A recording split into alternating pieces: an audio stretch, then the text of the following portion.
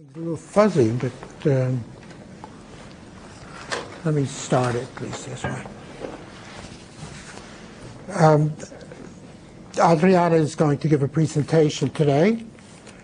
Before that, I want to correct my misquotation from the short poem by Dorothy Parker that I mentioned last week. You'll remember it when I finished reading you the authentic version, which reads, "Oh, life is a glorious cycle of song, a medley of extemporanea, and love is a thing that can never go wrong. And I am Marie of Romania." That's what I was trying to remember. And as I mentioned, Marie of Romania was the queen of that country at that time. So you get the idea that the speaker is a little confused in her mind. You remember the context when Veronica was talking about love, which can have various virtues without, at the moment, discussing all of the drawbacks. All right, today Adriana's going to take over, so why don't you start now? And do you mind being interrupted or not? No, not at all. That applies to the rest of you as well as me. Okay, so we read 2 chapters from The Pursuit of Love. We read the chapter on sexual love and the chapter on love and society. So first I would like to make some comments on the chapter of sexual love. You didn't go very deep into the concept of sexual love in the religious aspect, so I would like to elaborate a little bit on how this evolved. Entirely fitting, but for next week you'll be reading a chapter called Religious Love. Yeah, this is just... But it doesn't matter. It doesn't matter. In fact, maybe it's better for you to try out your own ideas before you read that chapter. So first of all, Aristotle derived the term philia from Plato's Eros, and he redefined love as something that is more dependent on reason than on passion. What than passion? More dependent on reason than on passion. But what does the idea of philia refer to? More like friendship. Friendship, that's the big difference. It actually means friendship in Greek. Still, Rose, say it again? It actually means friendship, exactly. Yes, exactly, right. As in philanthropic, a friendly sort of relationship, not necessarily a passionate one at all. Though there are some people who have a passion for philanthropy. But that's, you see, a complication.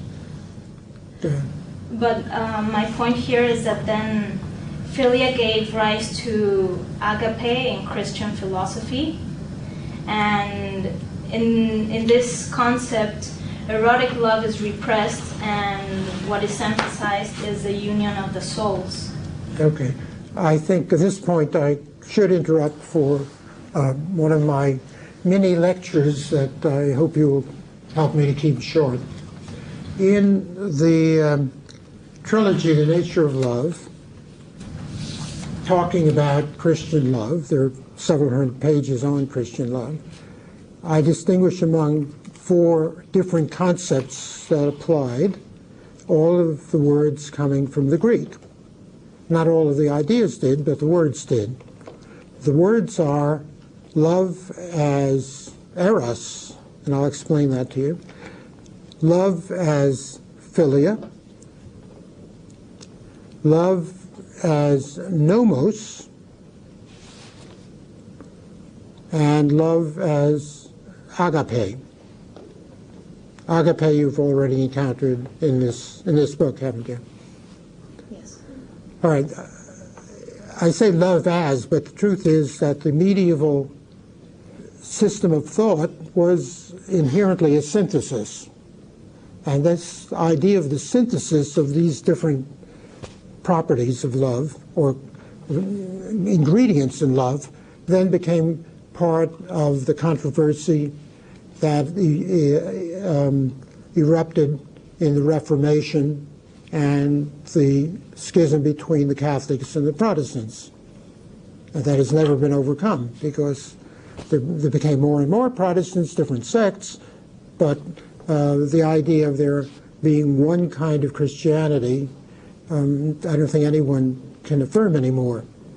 There may be ecumenical efforts to communicate, there may be a sense of identity as Christians, but still they are different sects.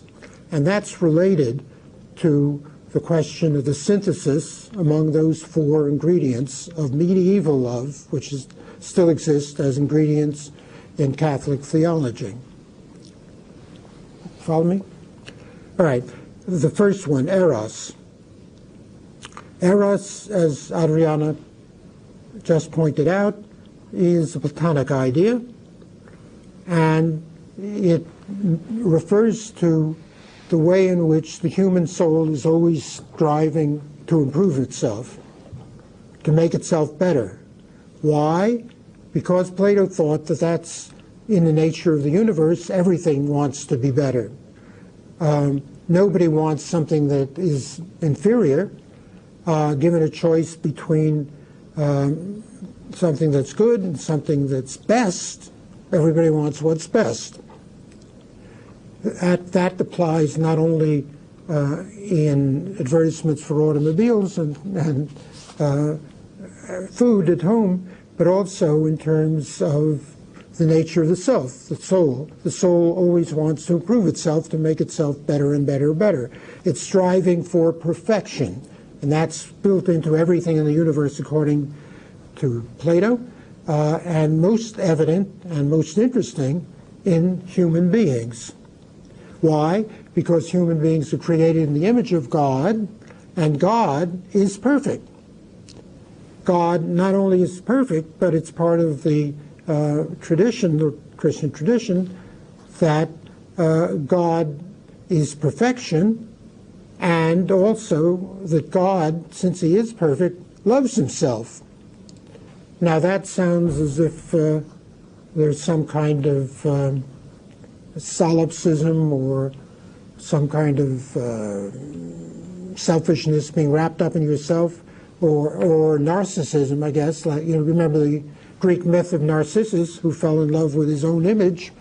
The idea is that God is spiritually perfect, and consequently, falling in love with himself, or being in love with, not falling in love, because that's a separate concept, remember, in my analysis, but love for perfection is a manifestation of the pure spiritual purity that is true in God in a way that it's not true in anybody else. And yet that's what we strive for in loving God. Dimitri, you wanted to say something? Yeah. Well, you said that according to Plato, love is the pursuit of perfection. So well, how could a perfect being be in pursuit of perfection or love itself? That's a very big problem in Plato. On the Platonic view, which was not uncommon at that time, the gods didn't love because they were perfect. To love is to seek for something better than yourself, something outside yourself, which will make you better. But if you are already perfect, you know, there is no place for there to be love. So the traditional view was that the gods did not love because they were already perfect. The mythological source is in the sort of mythological character of the god called Eros, who is the god of love, the son of Aphrodite, the goddess of love. And the point about Eros is that he is always wayward. He's very imperfect. He is an individual who will shoot his arrows of desire wherever he feels like. He's a kind of rogue, a kind of gigolo. You might even think of him as a kind of Don Juan, who will simply, for reasons of his own, cause people to fall in love. Not because he is makes him better, but because that is in his nature. Right? All right. Now Plato picks this up and says that this typifies the way in which only an imperfect person could love. And love in the sense of striving to attain something that is better rather than what one is or worse than what one is. The gods being perfect, they're different from Eros, and they don't love. They're the object of love. Mortals, inferior, imperfect creatures like us want to emulate the gods to be like them, right? 2,000 years later, Nietzsche says in one place, if the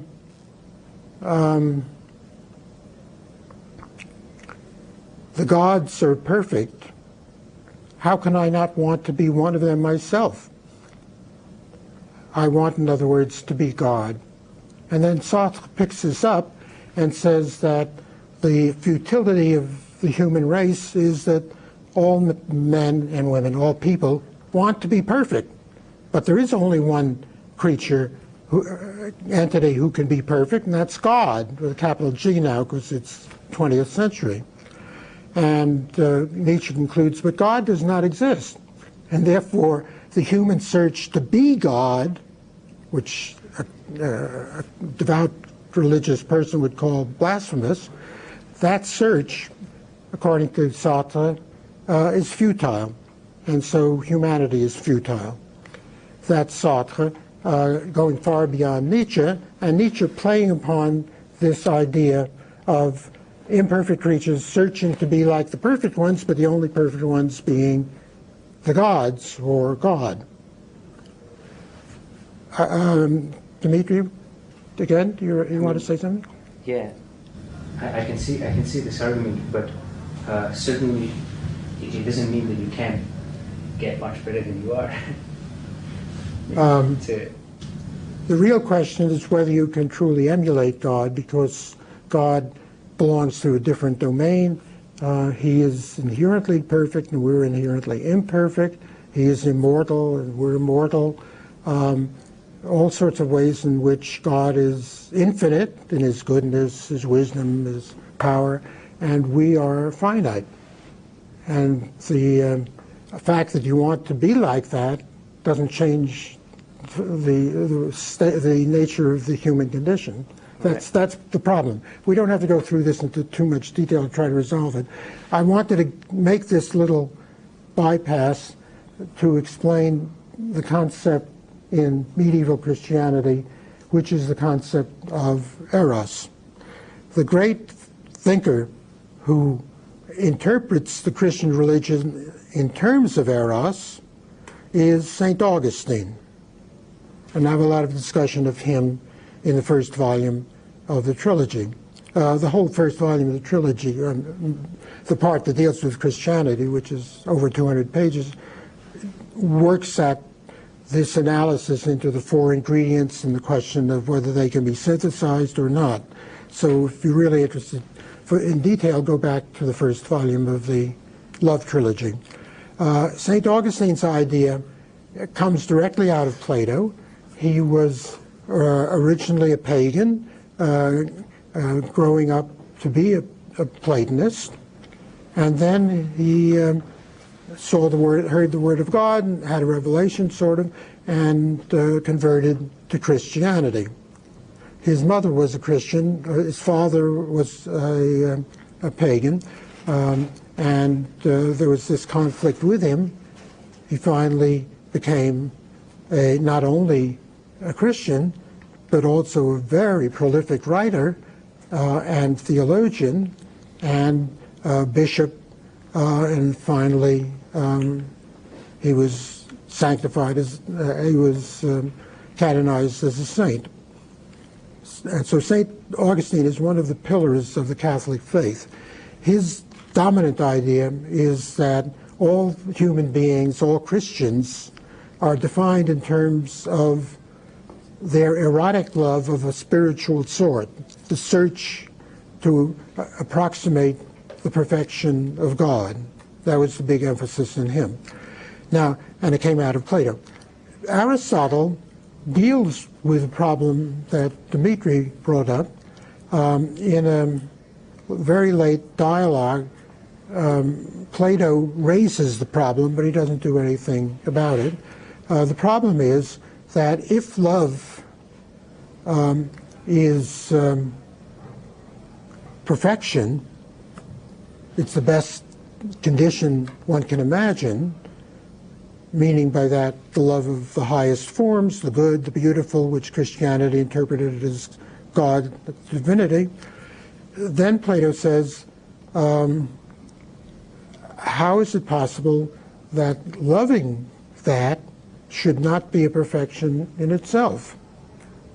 So the whole question of love consisting for a search for perfection, but love not being perfect, is raised in that dialogue of Plato's, but he doesn't resolve it.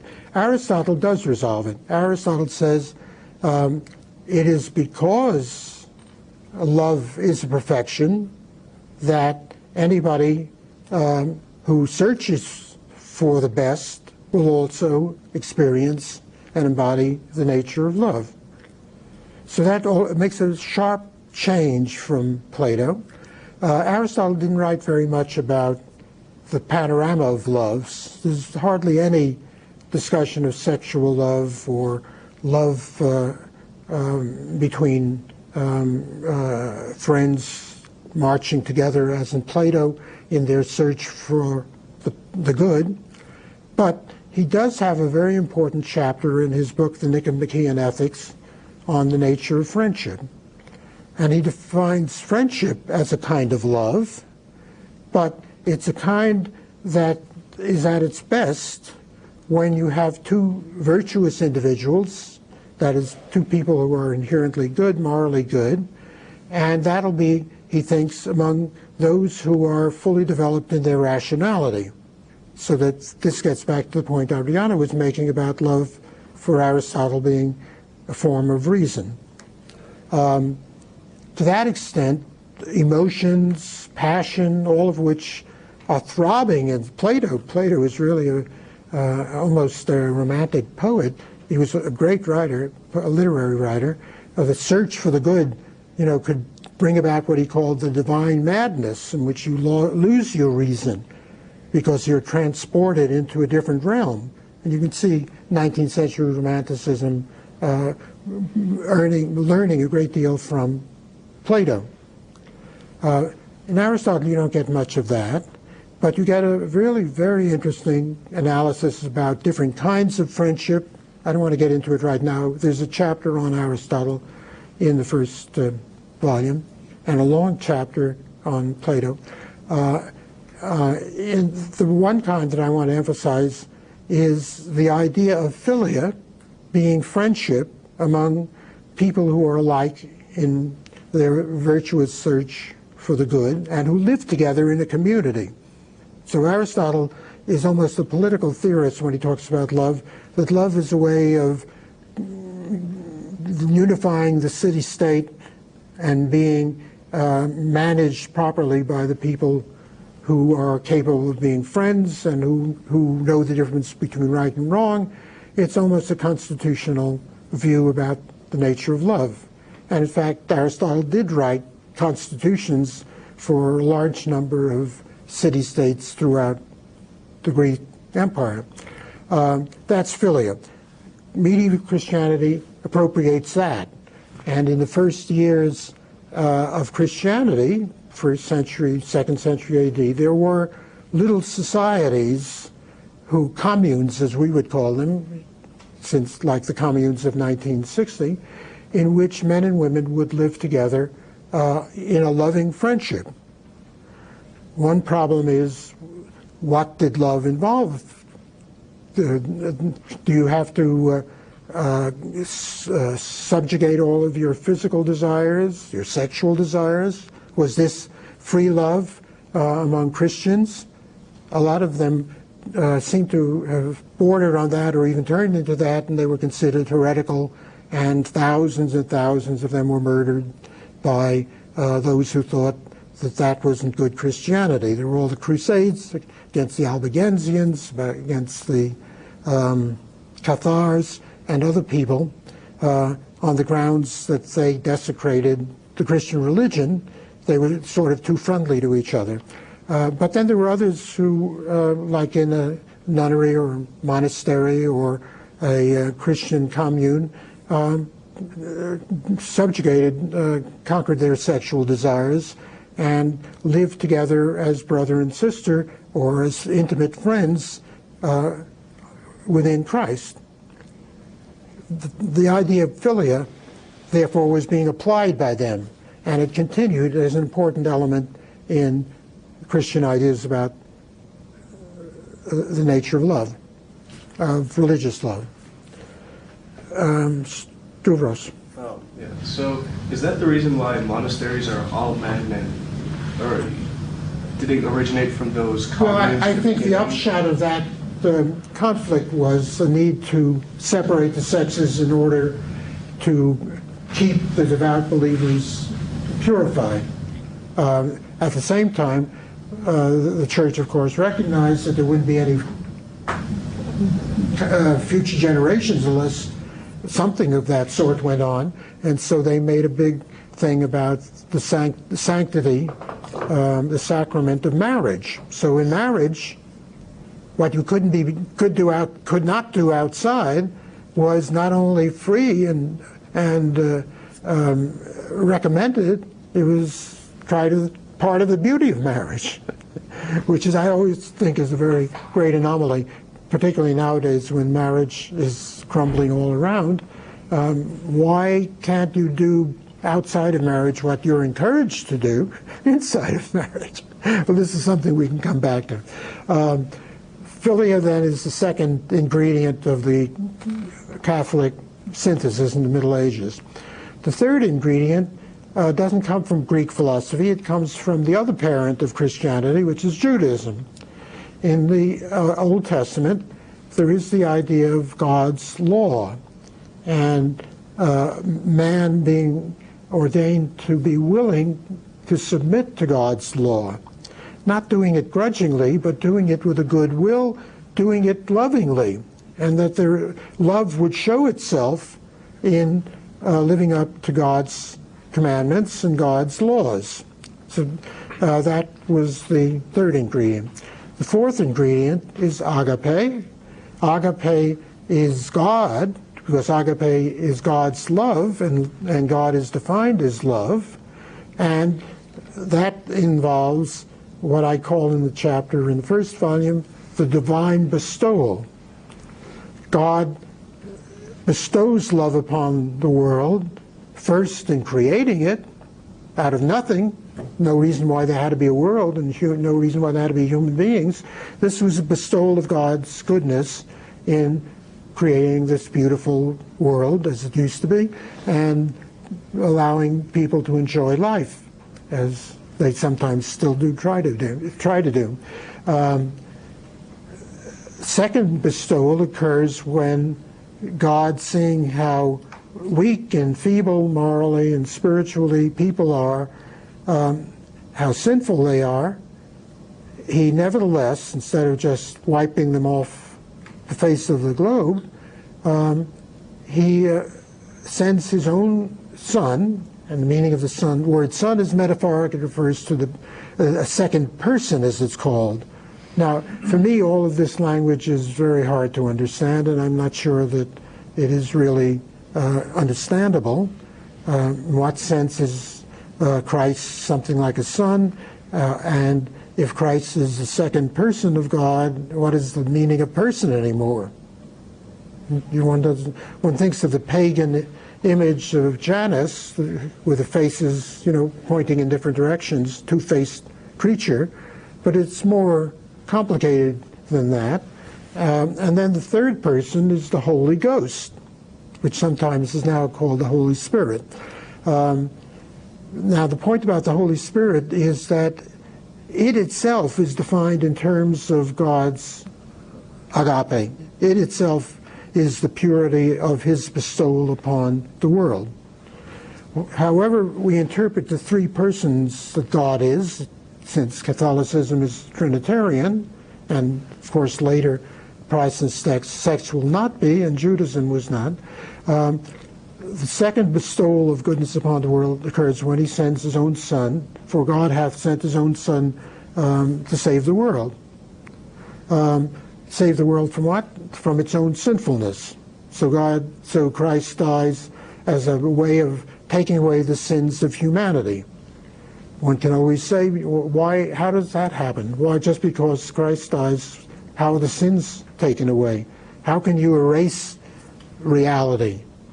What occurs is infinitely unerasable, because it is what it is. It happened. That sin existed. You know, so how can you erase it?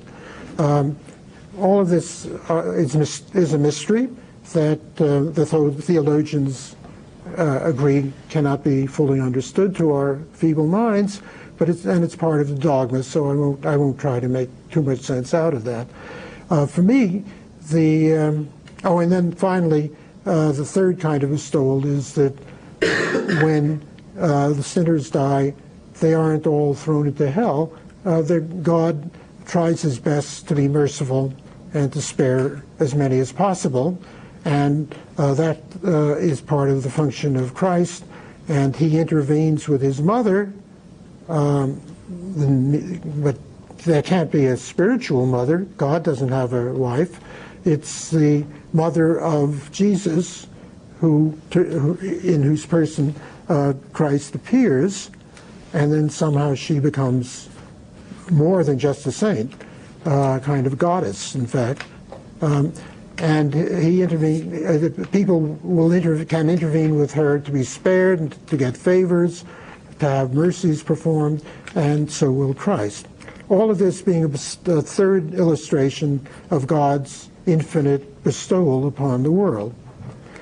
In the book, I present all of this as sympathetically as I can, because, as I keep saying, being a philosopher means trying to help people to make their ideas clear. It's not going around with a kind of intellectual machete cutting down all of the people who don't agree with you. That's the way you can get to be a professor, but it's not true to the spirit of philosophy. Why then do I pay so much attention to this? Because for me, it's all magnificent mythology. It's all a beautiful picture of the world. Beautiful not in the sense that the world is shown to be beautiful, but rather because the doing of it is beautiful. The act is beautiful. It's an artistic, conceptual, artistic feat to think of the world in terms of these categories and in terms of these different ingredients. And I'm fascinated by that, but I'm also fascinated being pluralistic and not, I'm not faithful to any one religion. I love them all, and they're all different, and there are many more that aren't religious at all, and I feel the same way about them. At least I aspire to that. Later in the course we may get to that. I'll just briefly mention that that's what I mean by having the love of love, or the love of the love in everything. That then becomes for me, as it did for George Santayana, whom I mentioned to you, and others, becomes the basis of a humanistic, non-theistic religion, very different from the established religions, but it's the equivalent of a religion. That being my motive, what I want to do is to stand Christianity on its head, or if I'm right, stand it on its feet, by saying these ideas of bestowal are simply expressions, metaphoric versions of something that human beings do, not just God. All of love can be understood in terms of a system of bestowal, and then having got that, I then contrast bestowal with appraisal. Having made the contrast, I then try to show the harmonization between bestowal and appraisal. And then after that, there are other distinctions, and the matter gets to be more and more complicated, as you'll see when you get to the book called Explorations in Love and Sex.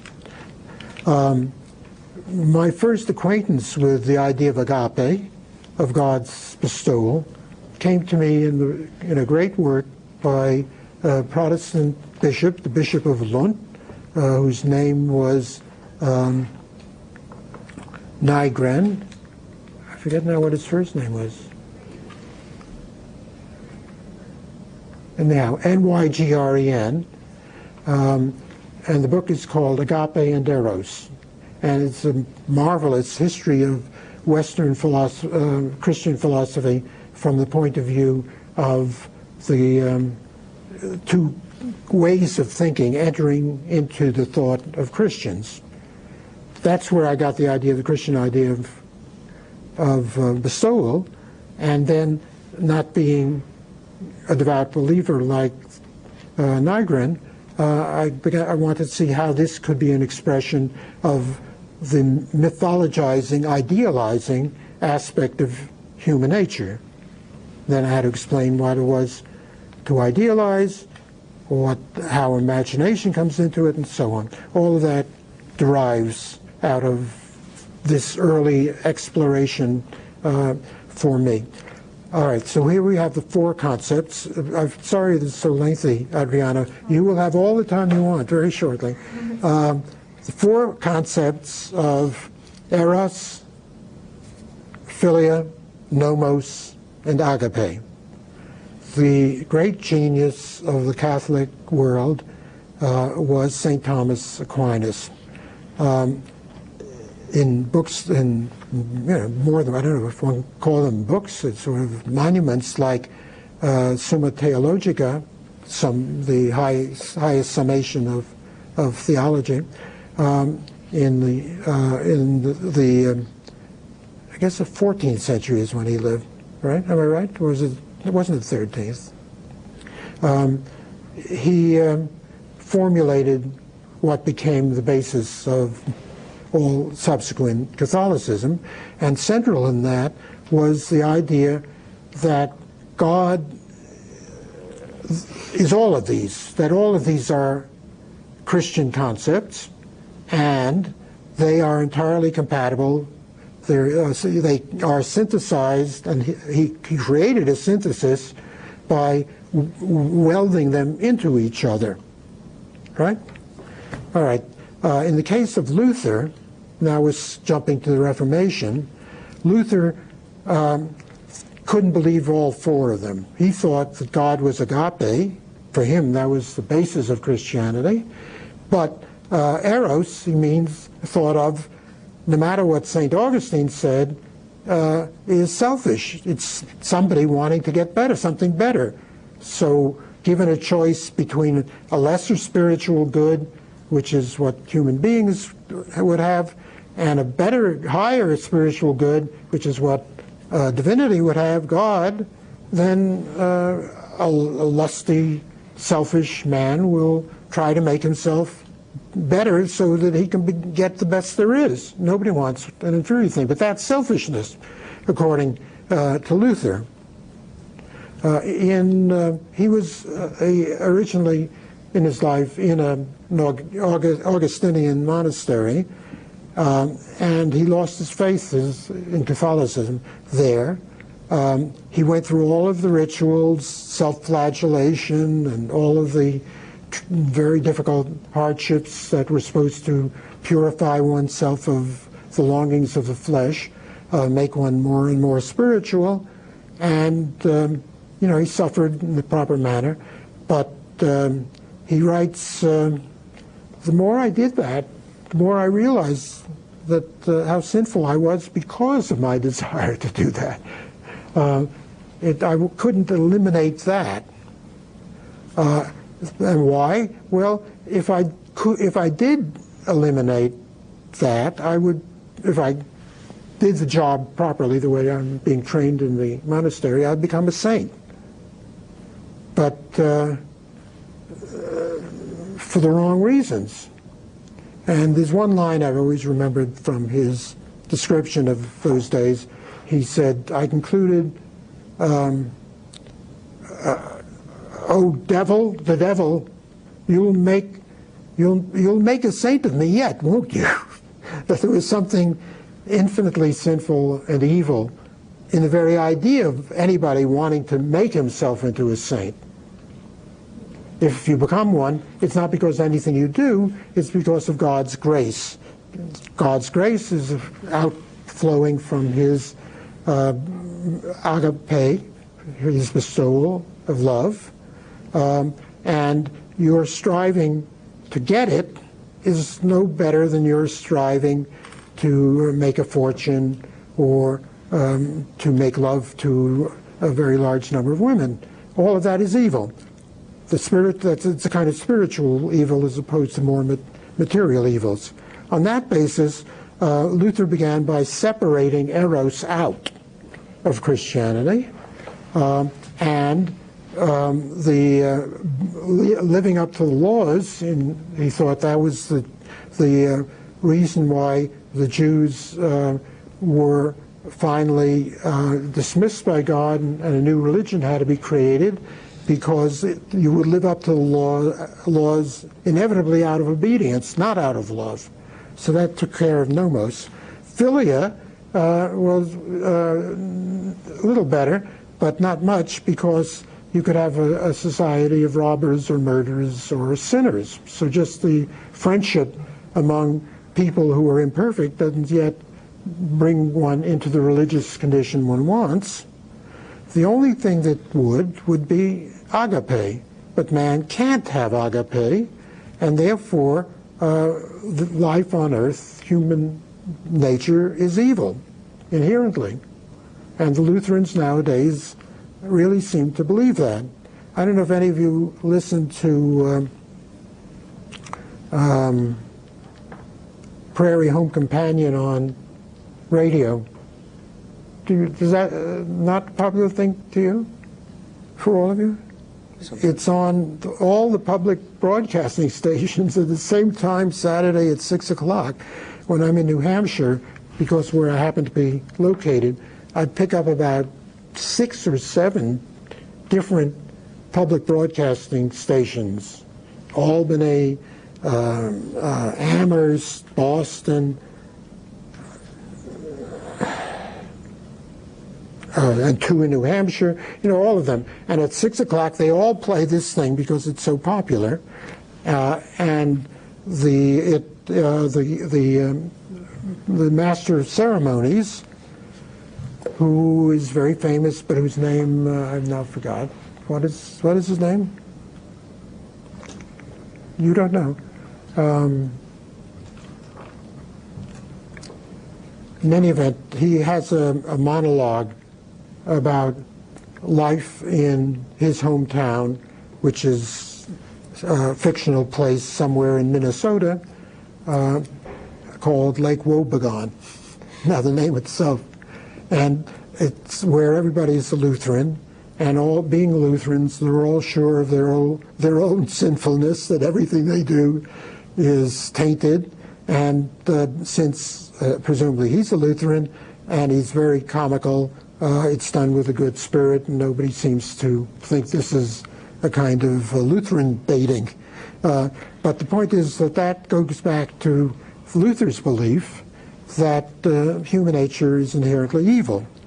He doesn't give up, however, because God, being infinitely good, bestows his love upon the world and rewards those who have faith in him, not for their good deeds, because if you do good deeds, you're scheming, but rather because it's God's grace, which can fall on anybody without the person knowing about it.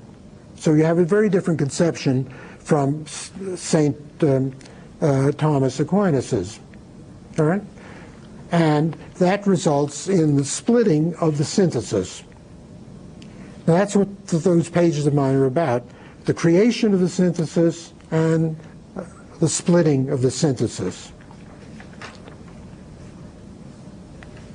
When the first volume came out, I thought, I was doing a good philosophical job. My colleagues, the American philosophers, would recognize the brilliance of my analysis, and the historian would see how insightful I was as a historian of ideas, but I was afraid the religious people would be horrified at my standing their religion on its head and then chopping it up and, for the sake of this argument that I was developing. I was completely wrong. The philosophers completely ignored it, and the religious people thought there was something of interest. And nowadays, I think that's still the case, that it has a fair reputation among whereas other books of mine have been totally neglected. But I think mainly by people who take religion seriously. They didn't mind the fact that I was an outsider, a humanist. So I'm happy to have been of service to that extent. Though I'm sorry that philosophy has gone off in its own wayward manner. Adriana, have you forgotten everything that you wanted to say? No. Not really. I hope I haven't deterred you. No. Then let's go back. You were saying about Eros, Philia. Yes, and well, you already talked about what I was going to say about how St. Augustine made the distinction between the body and soul based on Plato's dichotomous view of the world, and he praised the soul and disdained the body. So Christianity takes this and gives rise to Christian and Catholic morals and derives the concept of sin from disdaining the body. Good. And I just wanted to mention that because this is the reason why sometimes sexuality is treated as sort of a taboo topic,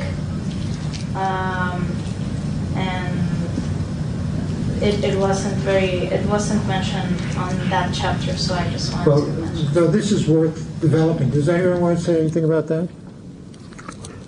Stavros? I think why sexuality is considered a taboo by Christians is because it was a pagan. They wanted to, make pagans.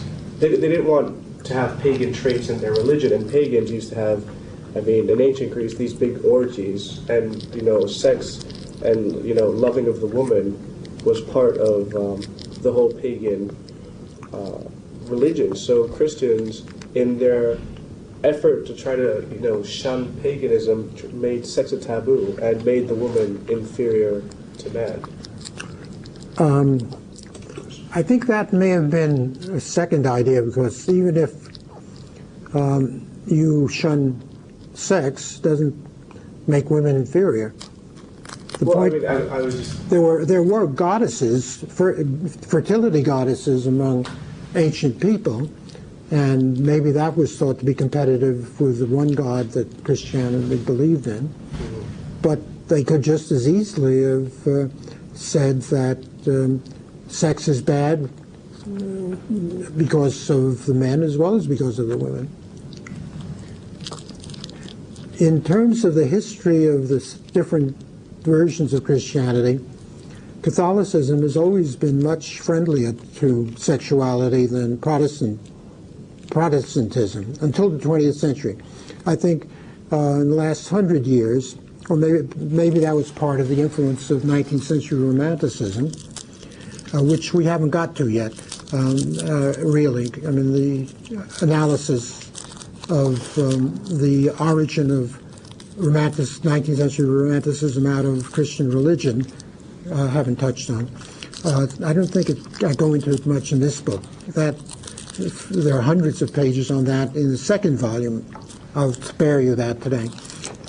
We'll come back to it. But in recent times, there have been Protestant sects that say God is love, and the nature of our Christianity is to try to emulate God and to establish a loving communion with other people.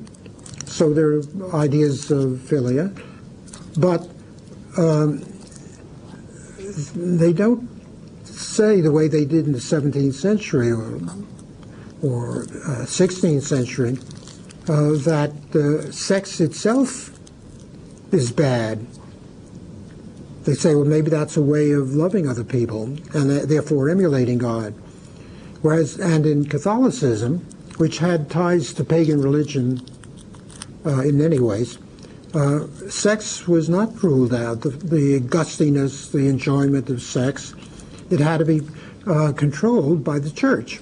It had to occur in marriage. It had to occur. It had to be sanctified. But in itself, it was simply a way of propagating the race, and what could be wrong with that, in accordance with God's laws. So you get this interesting reversal that Protestantism was a reaction, a kind of often a puritanical reaction against that, until recently, when many Protestant sects are quite happy with the idea. Many Protestant sects, divisions within Protestantism, are happy with the idea of sex. And in Catholicism, until recently also, often there was a kind of Puritanism of a Catholic sort. In Ireland, for instance. I don't know if any of you know the work of the great novelist James Joyce. He grew up in a Catholic society in which sex was thought of the way the Puritans would have. And he reacted, and for that he was condemned, and in fact his books were occasionally banned. Maybe I don't know if they still are in Ireland, but for a long time you couldn't read Ulysses, which has a lot of sex in it, in Ireland, and even couldn't be sold in the United States until about 12 years or so after it was written. It was banned. It was seized by the immigration people and destroyed. Go ahead. Dimitri, did you want to say something? Yeah, I've thought about this a lot in terms of Plato, and there's kind of two key dialogues, if you want to. It's the Symposium and the Phaedrus. And the Phaedrus is very strange because in describing love, he makes this metaphor, of the soul, that the soul is like a charioteer with two horses. And that, you mind if I get into this? No, if Adriana doesn't. So one of the horses is noble and well-bred and well-mannered, and follows the lead of the charioteer, and the other one is unruly and wild and has its own kind of very chaotic nature. And the charioteer is supposed to be reason, and I think the noble steed is supposed to be something like the spirited element of the soul, and the wild steed is supposed to be, I don't know what it's called, Spiritual. Kind of base desire. The white was spiritual and the black horse was base. Yeah, some kind of... And the charioteer would be reason trying to keep him in control. Yeah, and so in this metaphor, when you come upon somebody that... so first of all, the idea of this soul is that this chariot was wandering around in heaven, around true beauty and truth and God, and then it fell down into a body. And so now when you see somebody who has some of a reflection of that truth that you saw there, you're in awe, and you try to spend time with them and to remember this beautiful world that you fell from. But the point about sex is that this wild steed, when you come to a person, Plato thinks this wild steed says, forget about what's beautiful and true about them, grab them, jump onto them. And this, he thinks, is the very base and vulgar part of man. And so you should try to control this steed and beat him and keep him in check. Something like this. Okay, anyone want to say anything about this? Why don't you continue on that? You define sexual love in terms of three concepts: the libidinal, the erotic, and the romantic. The libidinal is the animal part. The erotic is more of the imagination part. And here I want to stop because at some point you say that with the erotic we can enjoy the presence of someone for whom we don't have libidinal desire. So I wanted to ask you if this means that erotism has two aspects. The aspect of when the beloved is not involved, and you can see someone for whom you have no libidinal desire, and then the other aspect is when the erotic comes together with the libidinal and the romantic to give rise to the meaning of life, as you say, and this only happens in the beloved. So right. The analysis you're referring to is between the libidinal, the erotic, and the romantic. You can say get to the romantic yet. Like all of my analyses, these are conceptual tools. And in terms of me as a thinker, I think of myself as a craftsman or carpenter in a shop, and suddenly he needs something done, and he grabs for a tool that'll do it. I don't lay any importance on the concepts themselves. They're just tools to help clarify some job that I want. And that, I think, is relevant to what you were saying about there being two kinds, one in which Eros is combined with the libidinal, and the other in which it's purified and separated from the libidinal. In a sense, one might say that all three of them happen or can happen simultaneously. You could have a relationship which is libidinal, erotic, and romantic, and also spiritual. So that one, having made the artificial distinction, I don't want to be a slave to it. It's just that will give me a certain insight, which I can then walk around in order to show the complexity of human nature. Also, I'm not sure that they ever occur in any kind of purity. Is there such a thing as a libidinal interest devoid of other things like the erotic, for instance? See, the point about Freud is that Freud came from a scientific tradition, which you will all recognize, that's called reductivism. That is, if you can, well, Arthur, you're nodding. Maybe you should explain it. Well, it's something we were just talking about in physics today. No, talk so everyone can. Is you take just an idea and break it down to a single set of Unanalyzable rock bottom bases. Exactly. Then you can find out all there is to know about it. Or at least everything about it can be derived from those from that set of principles. Right. Now that's an attitude that has intrigued me all my life, and I finally came to grips with it in a book of mine called Feeling and Imagination, where I tried to express my doubts about there being, if it making any sense. What would it be like to get to the rock bottom about anything? Maybe there is no rock bottom. You know, who said that the world can be understood, can be reduced to any principle that will enable us to know everything or know anything? In fact, the search for the meaning of everything, right, and string theory comes into this, because maybe just as a matter of advertising, but maybe it's fundamental in their concept. They describe themselves as the theory of everything, that they want to find a rock bottom solution to the nature of the physical universe. But maybe there isn't any rock bottom. Maybe we don't even know what we're looking for. Maybe we'll never be able to find it. It doesn't mean that we couldn't pick up some interesting facts and theories on the way, and that's for scientists to determine.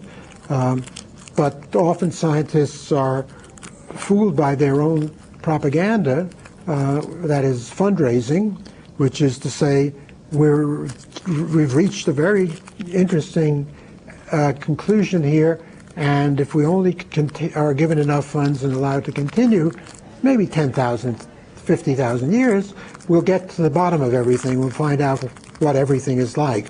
You know, it's exhilarating, and some people will pay for that exhilaration. But otherwise, maybe it's simply a big mistake in scientific theory to assume that there is a rock bottom.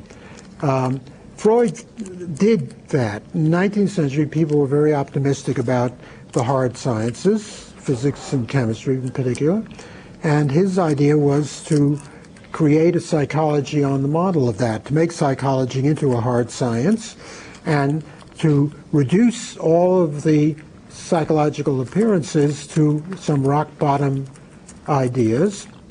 And one idea, I don't want to go through the whole Freudian structure. If you're interested, I apologize, but it's all I know. I'm so limited. Look at the third volume of the trilogy, where I have a 70-page chapter on Freud as a philosopher and a philosopher of love. One of the elements, one of quite a number of these elements, is the idea of libido, and that's why I use the word the libidinal, to separate myself from Freud while also talking about things similar to what he does when he talks about the libido. His idea is that the libido is a field of force, which he gets from Schopenhauer, and, as he admits, and it is just sheer energy. It explains the nature of passion. Why? Because people are libidinally attracted to each other. It's mindless. It's not civilized. On the contrary, it can be very dangerous to civilization when, for reasons of libidinal love, people do foolish things and endanger the species. Who knows? You know, all sorts of examples. But without it, one wouldn't be able to explain human feelings, affect, or the way in which human beings are capable of loving. Now, the reason I mention this is because I wanted to make sure that Adriana was right in her presentation of my analysis. It isn't as if there is a separate thing which is the libidinal. That would be like saying that there is a rock bottom energy which is libido, as Freud reduces love to, right? It's a useful concept. It's a tool. It enables me to set up the contrast. It enables me to make the analysis, because in the process, I think I can illuminate different aspects of human nature. The libidinal, the erotic, and then later we'll get to the romantic. But if somebody said, well, why can't they all interact? I would say, that's fine, let's try that out. And I have a couple of paragraphs on that. I don't know how far I can go. Well, maybe in a sense I've been skirting around that in many places. Or if someone says, well, you know, these are so antagonistic, they're going to interfere with each other. And certainly can find extreme examples. A man who, for reasons of his own libidinal impulse, rapes a woman can't just say, well, you know, it's part of love. We all believe in love, and this is my contribution to the cause. In Mozart's opera Don Giovanni, you know about that at least, right? The greatest opera many people say that was ever written. His servant Leporello takes Don Giovanni aside at one point at the beginning of the second act and says to him, look, what are you doing? Don't you realize you seduce all of these women and then you abandon them, and some of them are in misery. You know, they're not all flirts. They really treat love seriously, and they fall in love with you, and you just ditch them. You do a great deal of harm. Right? To which Don Giovanni replies in Italian. I'll translate it, but you can figure it out. He says, "Ma è tutto amore." You get the idea. But it's all love. Right. Well, the point is that love can do a great deal of harm. And if you refuse to say it's just love, you then are in a position to say that the libidinal at its worst can do a great deal of harm and can be evil. And just because you have libidinal interests, which in men in particular involves physical aggressiveness because both are based on testosterone, and then you feel, well, you know, I'm just doing what I was made to do. That's no justification. That's wrong. That's evil. The greatest evil in rape is not in entering the body of an unwilling woman. It's violating her will. It's violating her being by not doing what she wants you to do.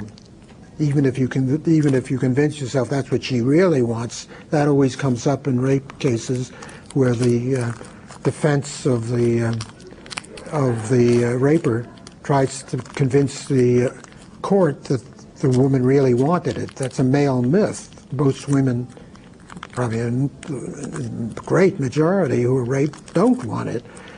And the crime, which doesn't enter into the law courts because it's such an abstract philosophical crime, is violating her will, violating her personhood, violating her autonomy.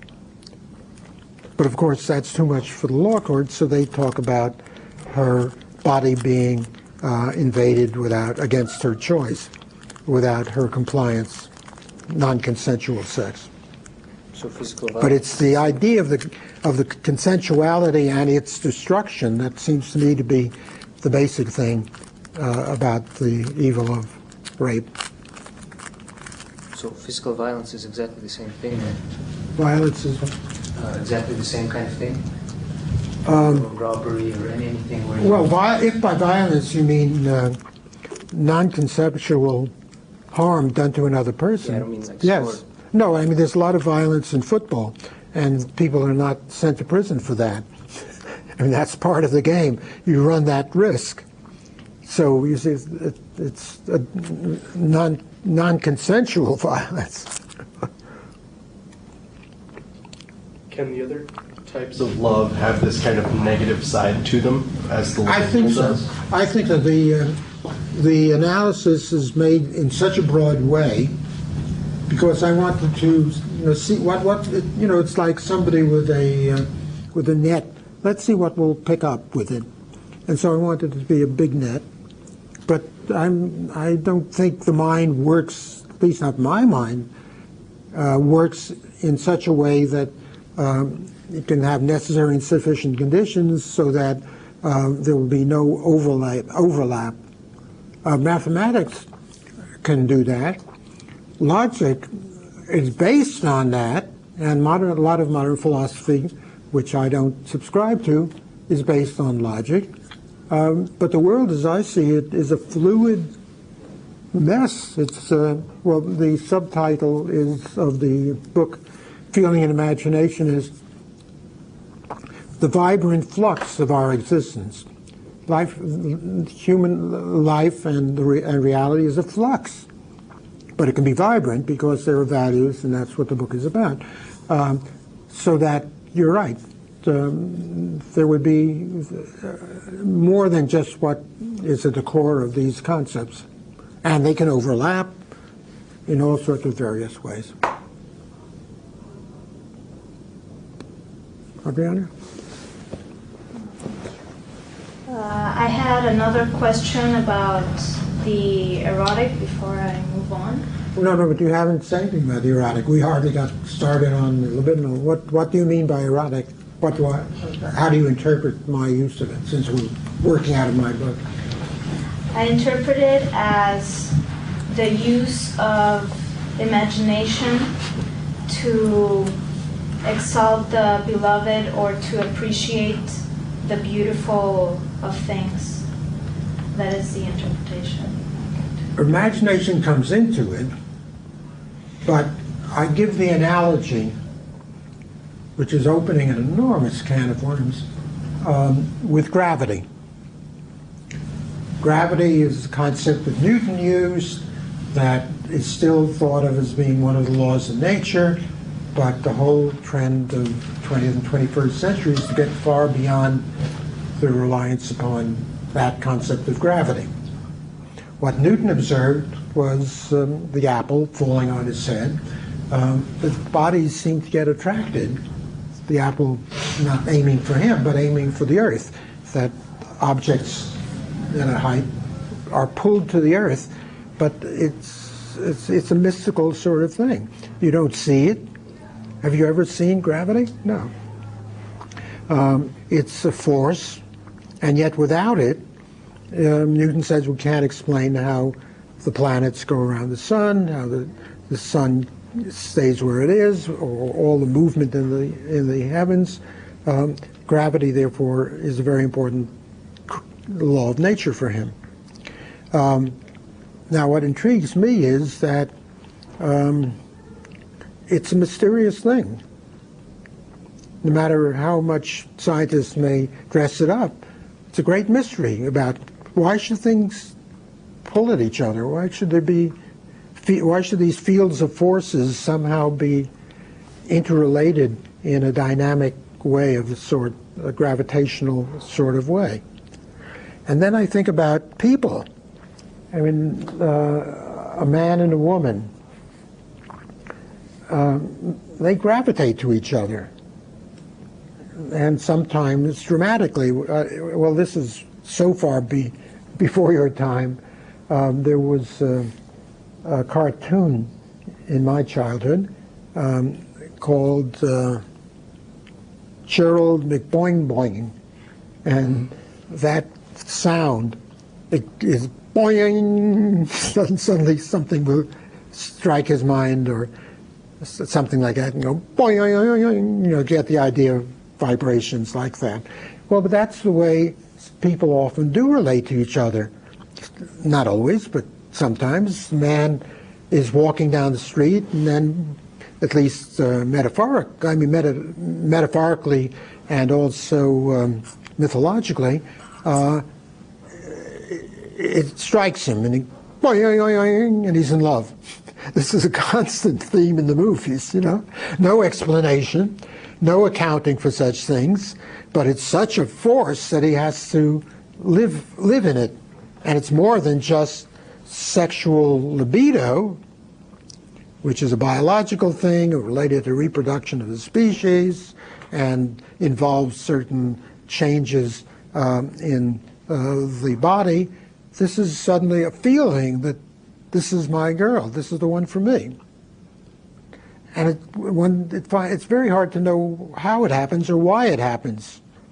Could be because she looks like his mother. Freud tended that way.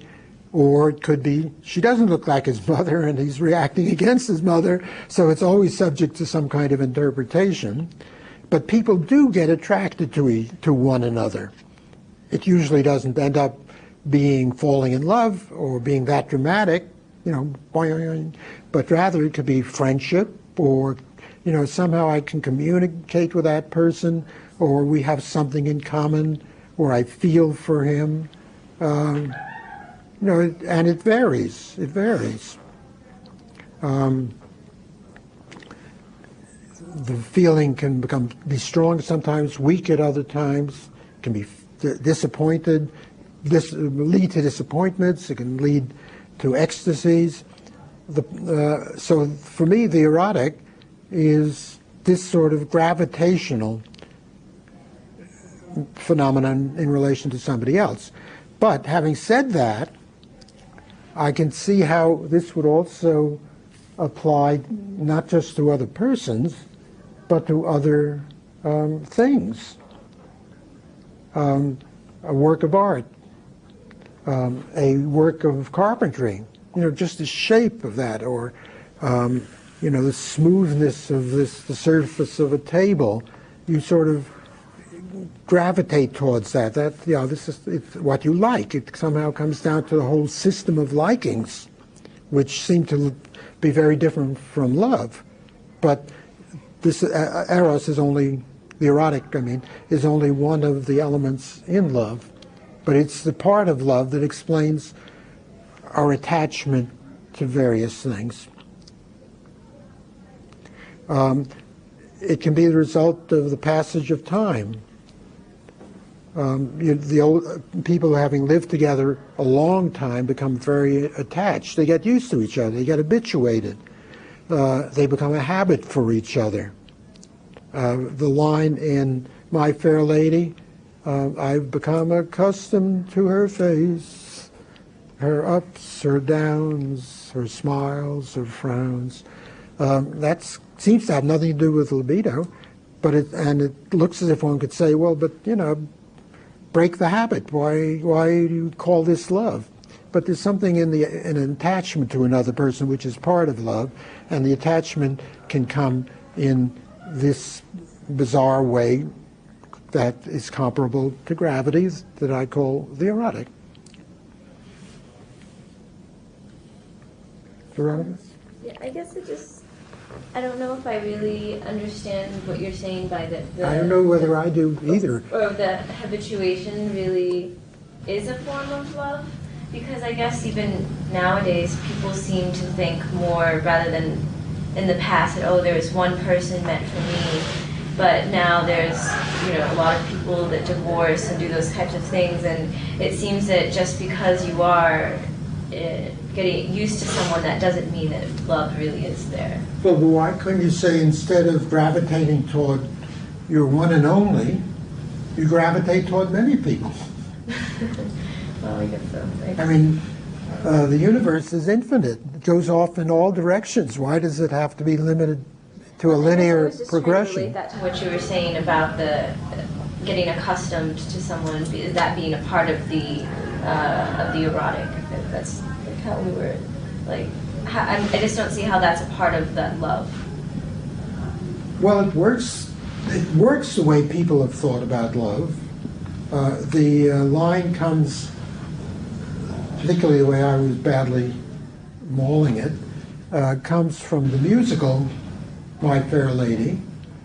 It doesn't exist in the same way in George Bernard Shaw's play, which you're going to be reading. It occurred to me, Pygmalion, that's right. And in the case, the difference between the play and the musical is that at the end of the musical, there is a kind of romance, a love that's developed between them, and maybe, who knows, they might even get married afterwards. Nothing like that happens in any of the versions, but it's much more romantic than the play was. So that just for there to be the erotic attachment doesn't mean it's going to be love of a romantic sort or of a marital sort, but it's a kind of love. If you're gravitating towards somebody, that's not hostility. Hostility goes in the opposite direction, and it's not indifference, which means you don't even feel anything for the other person, don't even notice the other person. But I don't want to, create these artificial principalities.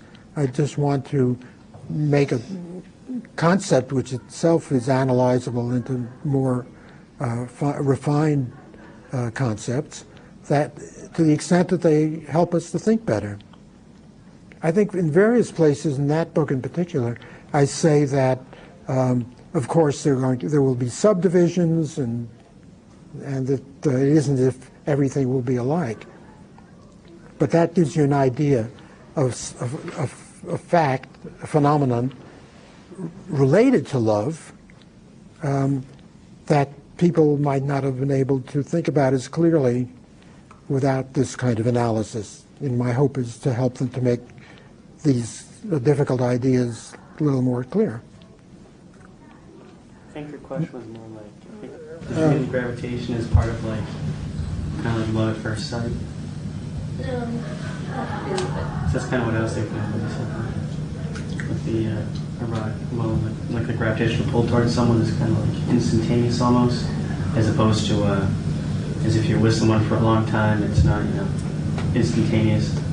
It's just Yeah, well, kind of, let's get on to the romantic, because there it's more relevant what you're saying, I think.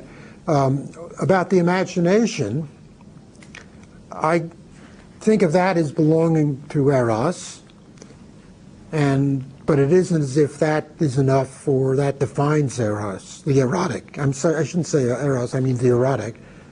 I was very careful to call these, with these adjectival forms, not to get it confused with what Plato had said or what Freud had said. When the book came out, it got a very favorable review by someone who is a philosopher, but a literary philosopher, and in a literary journal. And she sent me her review before it came out, and I was horrified. She said, Singer distinguishes between libido, eros, and romance. And so I quickly wrote her saying, no, libido is Freud, eros is Plato.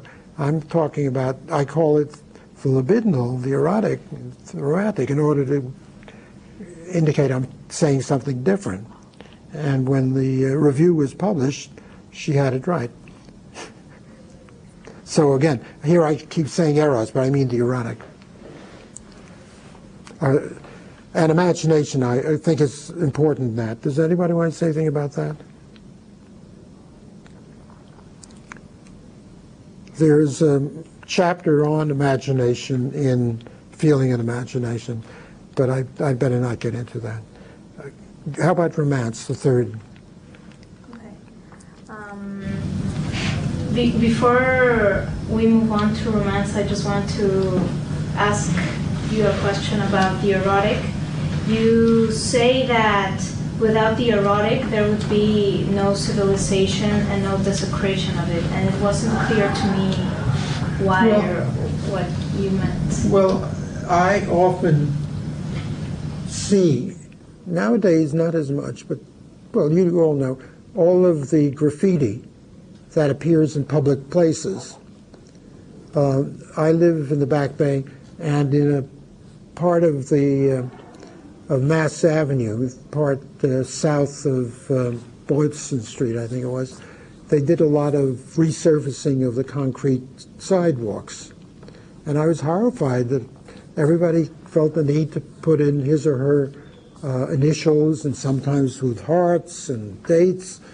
And it got me thinking, what's happening there? They're using their imagination to sort of think of a time, who knows, 20 years, I don't know how big an imagination they have, 50 years, when people are going to see that, and it'll mean something to them. Of course, people won't know what in the world was going on in those days, or who JT and LW are.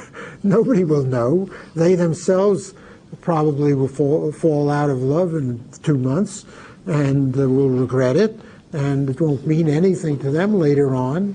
Or it might. Maybe they'll come back with their children and say, "This was when we were," in Plato, in Shakespeare, for instance, in As You Like It, that play, there is the young man who's fallen in love with the heroine Rosalind, and he feels worthless and carried away by his love, and he takes it out on the trees. When I talked about the innocent trees, well, he carves their initials in the trees, and hearts probably, and sort of desecrates the beauty of these natural entities whom I love very much.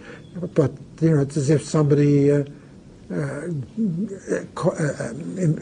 captured you and engraved on your forehead, LW loves CCM or something.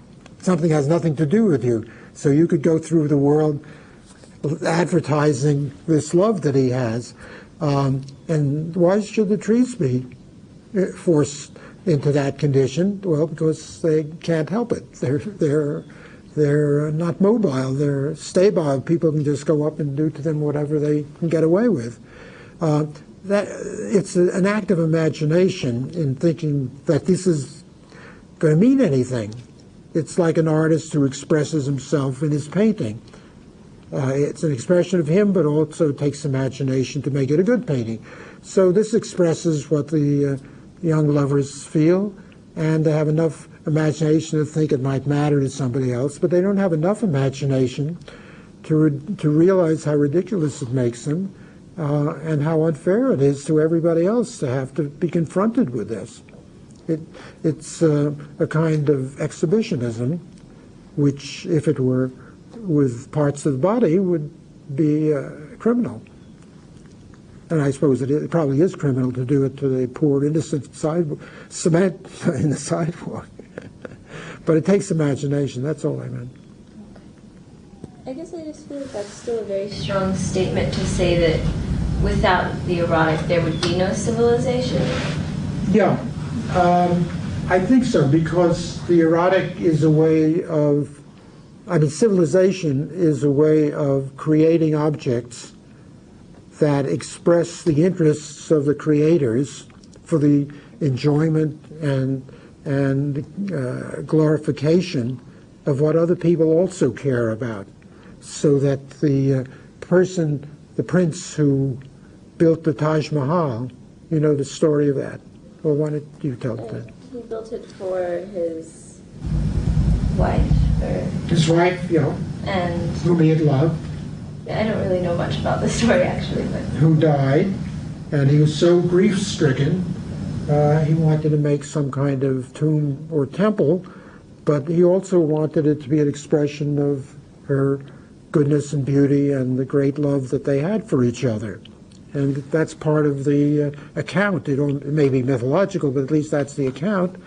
And so he made this magnificent Muslim style, or what is it? It must be Muslim, because it's curved like Muslim. In any event, Indian style palace. It's not a tomb. It's not a mausoleum, but it's a beautiful building that expresses what he felt for that woman, and that adds to civilization. I mean, we stand there, if we go there, and watch it, look at it with awe, becomes a tourist attraction. It makes life more interesting. Think of all the millions of people who've spent money and time just to go see the Taj Mahal. Well, that's what civilization is like. It's without imagination, and without the erotic, it wouldn't occur. I feel like there's so much more to civilization, though, than just those things. So I just don't think that statement can really be made. The graffiti. The graffiti are a kind of vulgarization of civilization. And they do it out in public. They do it so everybody will see.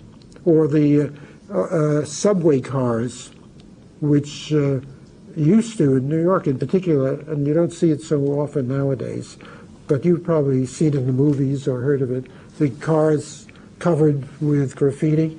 Well, those graffiti are a kind of calligraphy, very curved, elaborate designs, possibly with the initials of people that they know, but nobody else could know.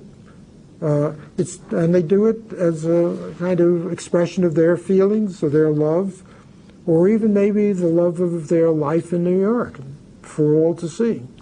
Well, it may be a vulgarization, but it's still a vulgarization of civilization. Civilization progresses that way, and the parts that we cherish as great works of art usually come out of that. The way I interpret it is, not so much civilization like, organized government, but it gives to culture and aesthetic beauty, which is essentially civilization in quotes. Like, if there wasn't the Eros, the erotic, everything would just be very cold, and there would be no aesthetic beauty. Everybody would just be, the way I picture it at least, would just be a robot, just, doing stuff, and there would be no pleasure or art or any sorts of expression of human feeling. That's how I see how it means. You're going to be reading about a certain aspect of Freud's philosophy for next time, and my criticism of it.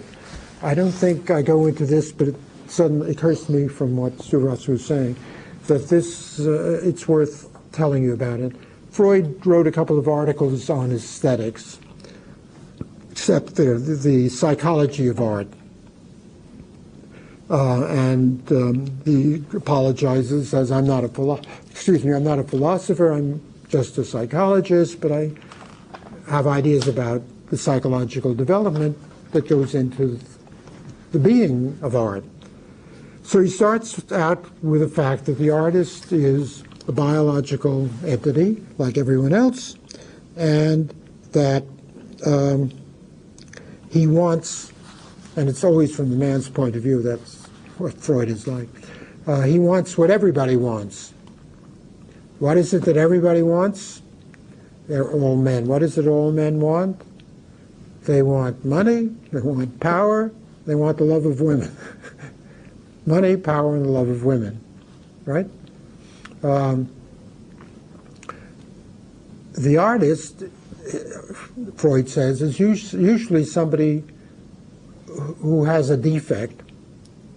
Most people, if you want money, you want power, you go to school, you become an accountant, you work your way up the hierarchy of the business, and then you end up being the CEO, and you get more money than you know what to do with, lots of power, and the love of women. The women flock around those who have money and power. That's the normal, healthy, ordinary way of going about things, according to Freud. But if you're a little different for whatever reason, you just can't compete on that level. But if you are not, and if you can't compete and that's the end of it, then you're a misfit, or you become sick, or a loser in life. If, however, you're not only different in that respect, but also you can do something that no one else can do. You have a knack, for instance, for drawing, for instance, or you have perfect pitch, or you have a certain kind of acuity in your body. I suppose this could apply to the athlete as well, but he's talking about artists. And if you then are recognized for that, and it's developed in you, then you start making things that nobody else can make, right? And if you do it well enough, people will pay attention to what you've done, and they'll give you money. And if you're a good enough artist, like a Picasso, you get so much money, you'll have power with it.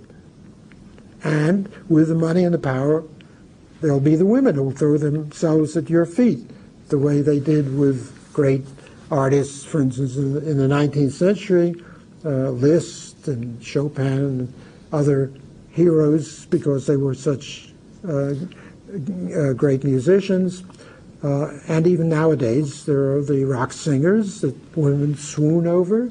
There are the musical stars. They're not similar to the ones in the 20th century, but they can have all the groupies and all the appurtenances of great wealth and power. Freud's solution is that what the artist can't get directly, he gets indirectly. That is, he can't go up the ladder of business, but he gets it indirectly, because by pursuing his knack, he creates things for which people will reward him.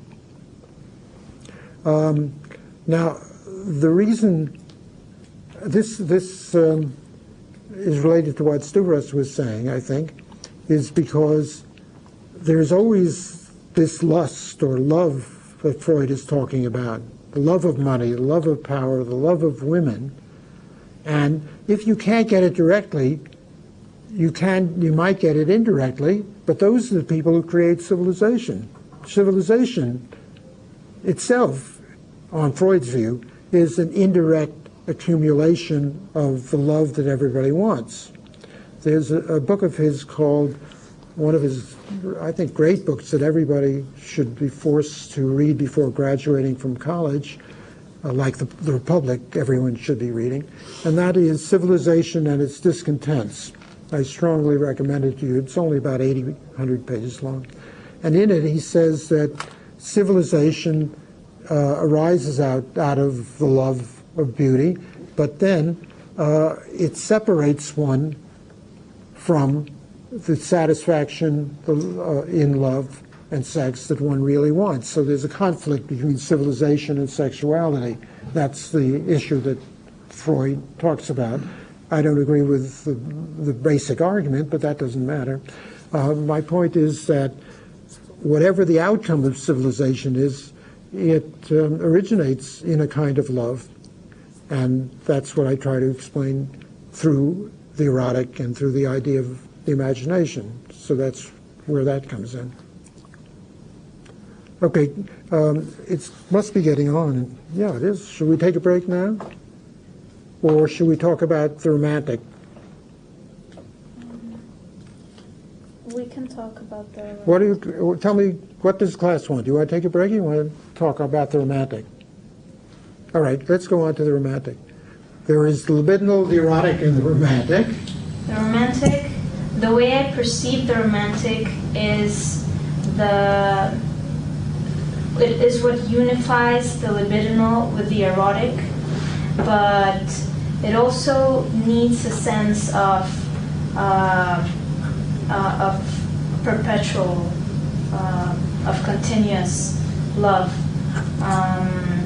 And here you give the example of the moon cycle, and how the lovers identify that the moon cycle and the appearance of the moon with something that is constant and that they want to associate with their love. Okay. Does anyone else want to say anything about the romantic? I think Veronica was talking about the romantic last time when you were talking about falling in love. There are two principles that seem to me to be definitive for the romantic. One is this, well, before I get to that, the one and only. That it isn't something you can have with everybody, at least not at the same time. It's having an attachment to at least, or let's say to one other person. And the second principle is to having that intimate relationship forever. So the idea of forever, or as the religions say, or the poets say, eternity, whatever that means, right, is built into the idea of the romantic, and also that there's something unique in the attachment to one and only person. Now, this is also a very enormous net, because why one? I've thought an awful lot about that, and it occurs to me that if you can find just one who really would be totally satisfying, whom you can love as much as you're capable, and who can love you as much as you're capable, I think you wouldn't feel the need for anything more. This was tested in the 1960s by the communes, in which there would be sharing of bedfellows, of wife swapping, but also with people who weren't married, the idea that why be exclusive? Well, I think most human beings at least seem to feel that one is enough, because if it's an adequate one, it'll satisfy all your needs. And with democracy, as I think I mentioned that, there's a kind of democratization of love, where one other person is expected to do everything. It's what do you call an all-purpose solution to life's problems. Now, as a matter of fact, it may be hard to hope ever to find any one person who can do all of that, and in a way that is not inconsistent with that, most, I think probably statistically, most people have sought for love with more than one other person, one other partner. Whole cultures are built up out of the idea of polygamy for the men, or polygyny, even, not too many, but some for women.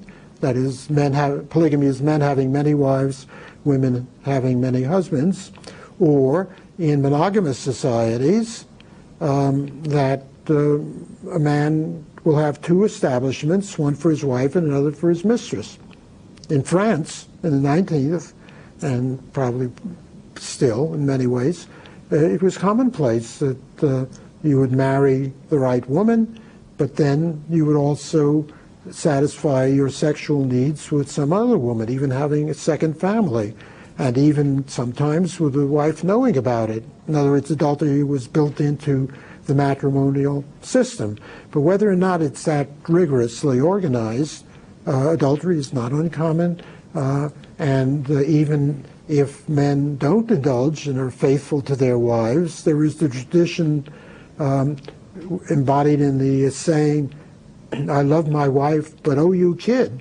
You know that? That comes from the 1920s. "I love my wife, but oh, you kid," meaning there's a part of me that would like to indulge itself with you sexually, prostitute or girlfriend or mistress or some beautiful woman. I'm talking again, it's always from the man's point of view. Or the woman too. You know, I love my husband, but there are all these beautiful boys lying around. There is that sentiment, which is very common. So why does it have to be one and only? Well, if you can find just one and it's perfect, just right, you know, for most people that might be enough. Also, it gets to be a question of economics. How many households can you support? And how do you keep the wives from getting jealous? Jealousy is a very important phenomenon. Some people even try to define love in terms of jealousy about competitors. But if they're going to be jealous, then this multiple kind of arrangement isn't going to be a very happy one. But that, I think, was part of what was going on in the 19th and 20th century concepts of romantic love with a capital R, right? The romantic. The other principle of perpetuity is explained by the fact that you don't want to put in all the energy with somebody who's going to ditch you the next day, or whom you know you're going to be tired of. Men in particular, but also women, are notoriously faithless. This idea of being permanent, you know, that's right. I'm the Cole Porter songer, but I'm always true to you, darling. Right? That's the dream. But because it's Cole Porter, who was very humorously cynical, the next part of it is, do you know it? I will always be true to you, darling, in my fashion. Right? So that is an escape clause, enabling the person to the woman in particular to find what she wants in love with other people. But that's very common. At the same time, there is something beautiful about the romantic. In The Purple Rose of Cairo, do you know that movie of Woody Allen? I'll be showing it tomorrow from 2 to 5 in my film course, which is about philosophy of film.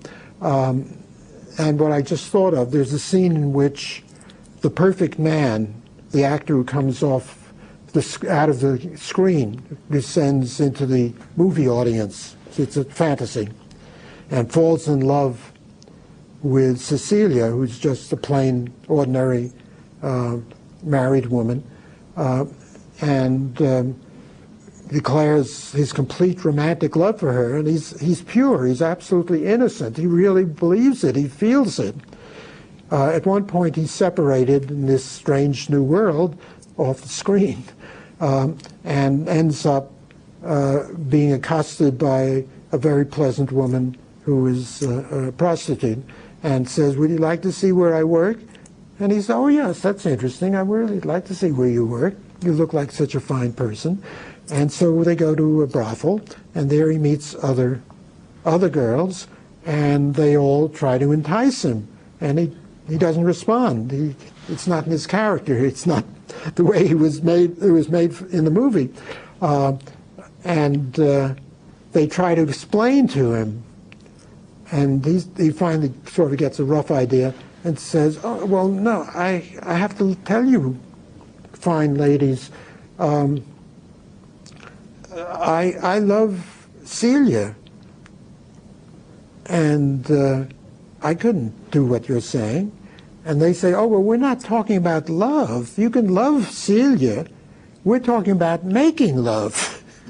And then he does really seem to understand where he is and what's at stake. And he says, "Oh, you don't understand. Celia is for me everything. She is all that I've ever wanted. She is for me perfection. I wouldn't want to do any of those things with anybody else." And the scene ends when the first very likable young woman who's taken him there looks in amazement and says, "Are there any other men out there like that?" It's a very funny Woody Allen movie, and I think it's one of his very best. Well, I think that's the point. To get somebody who will be perfect and with whom you will be perfectly allied may really be unrealizable, but that's part of the romantic. That's why I tell that story. Do I need to repeat it? Oh, wait a minute. This is a good point for me to close my eyes. Adriana, could you take a head count of how many have done today's reading? Yes, sure. But I'm not interested in names. I just want to know how many. Okay. 7. Can I open? Yes. How many? 7. That's pretty good. Then possibly remember the George S. Kaufman remark to Irving Berlin. Kaufman was a very famous playwright who wrote the screenplays for Groucho Marx, for the Marx Brothers movies, and various successes on Broadway. And Irving Berlin wrote the song "Always." And I mentioned that. But do you know what the song sounds like? "I'll be loving you always." Very sentimental, romantic song. "With a love that's true, always." Right? All right. The wit and cynic Kaufman says, "Irving, I think you should change that title or change that song. You ought to make it, 'I'll be loving you Thursday.'" Well, it's funny because it wouldn't be romantic. Right. Okay. Anything else about the romantic? Well, I wanted to mention how this relates to the myth you mentioned. The speech by Socrates and Aristotle's. I forgot the name of it. Well, in any case, where Socrates is asked to define what love is, and he says that it means the perpetual possession of the good. Right. And it also emphasizes that it has to be perpetual, like Yeah. you do here. And that's what Christianity picks up out of Platonism, because God is perpetually good and has, in a sense, the perpetual possession of the good. Without Platonism and Greek philosophy, there wouldn't be any Christianity. One wouldn't have got any religion of that sort. Judaism comes into it because of the Bible, but those Greek concepts are really very special. Out of them, the Christian religion generates. Now, anyhow, what do we mean by the Christian religion? We mean the religion of the Western world, and Greek philosophy is the beginning of the Western world.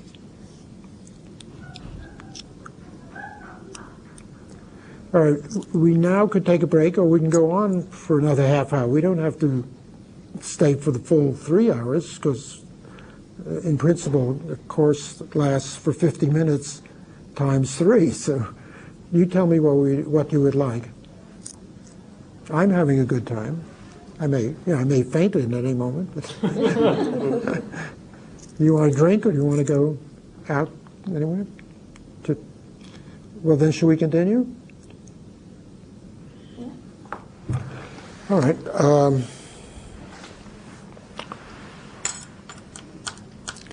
Anybody wants to say about that chapter on sexual love?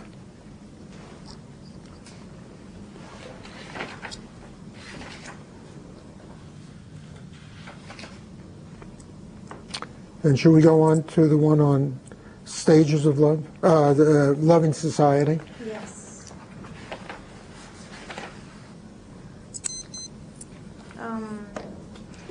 In this chapter of Love in Society, you define different kinds of relationships and how love is different in these relationships.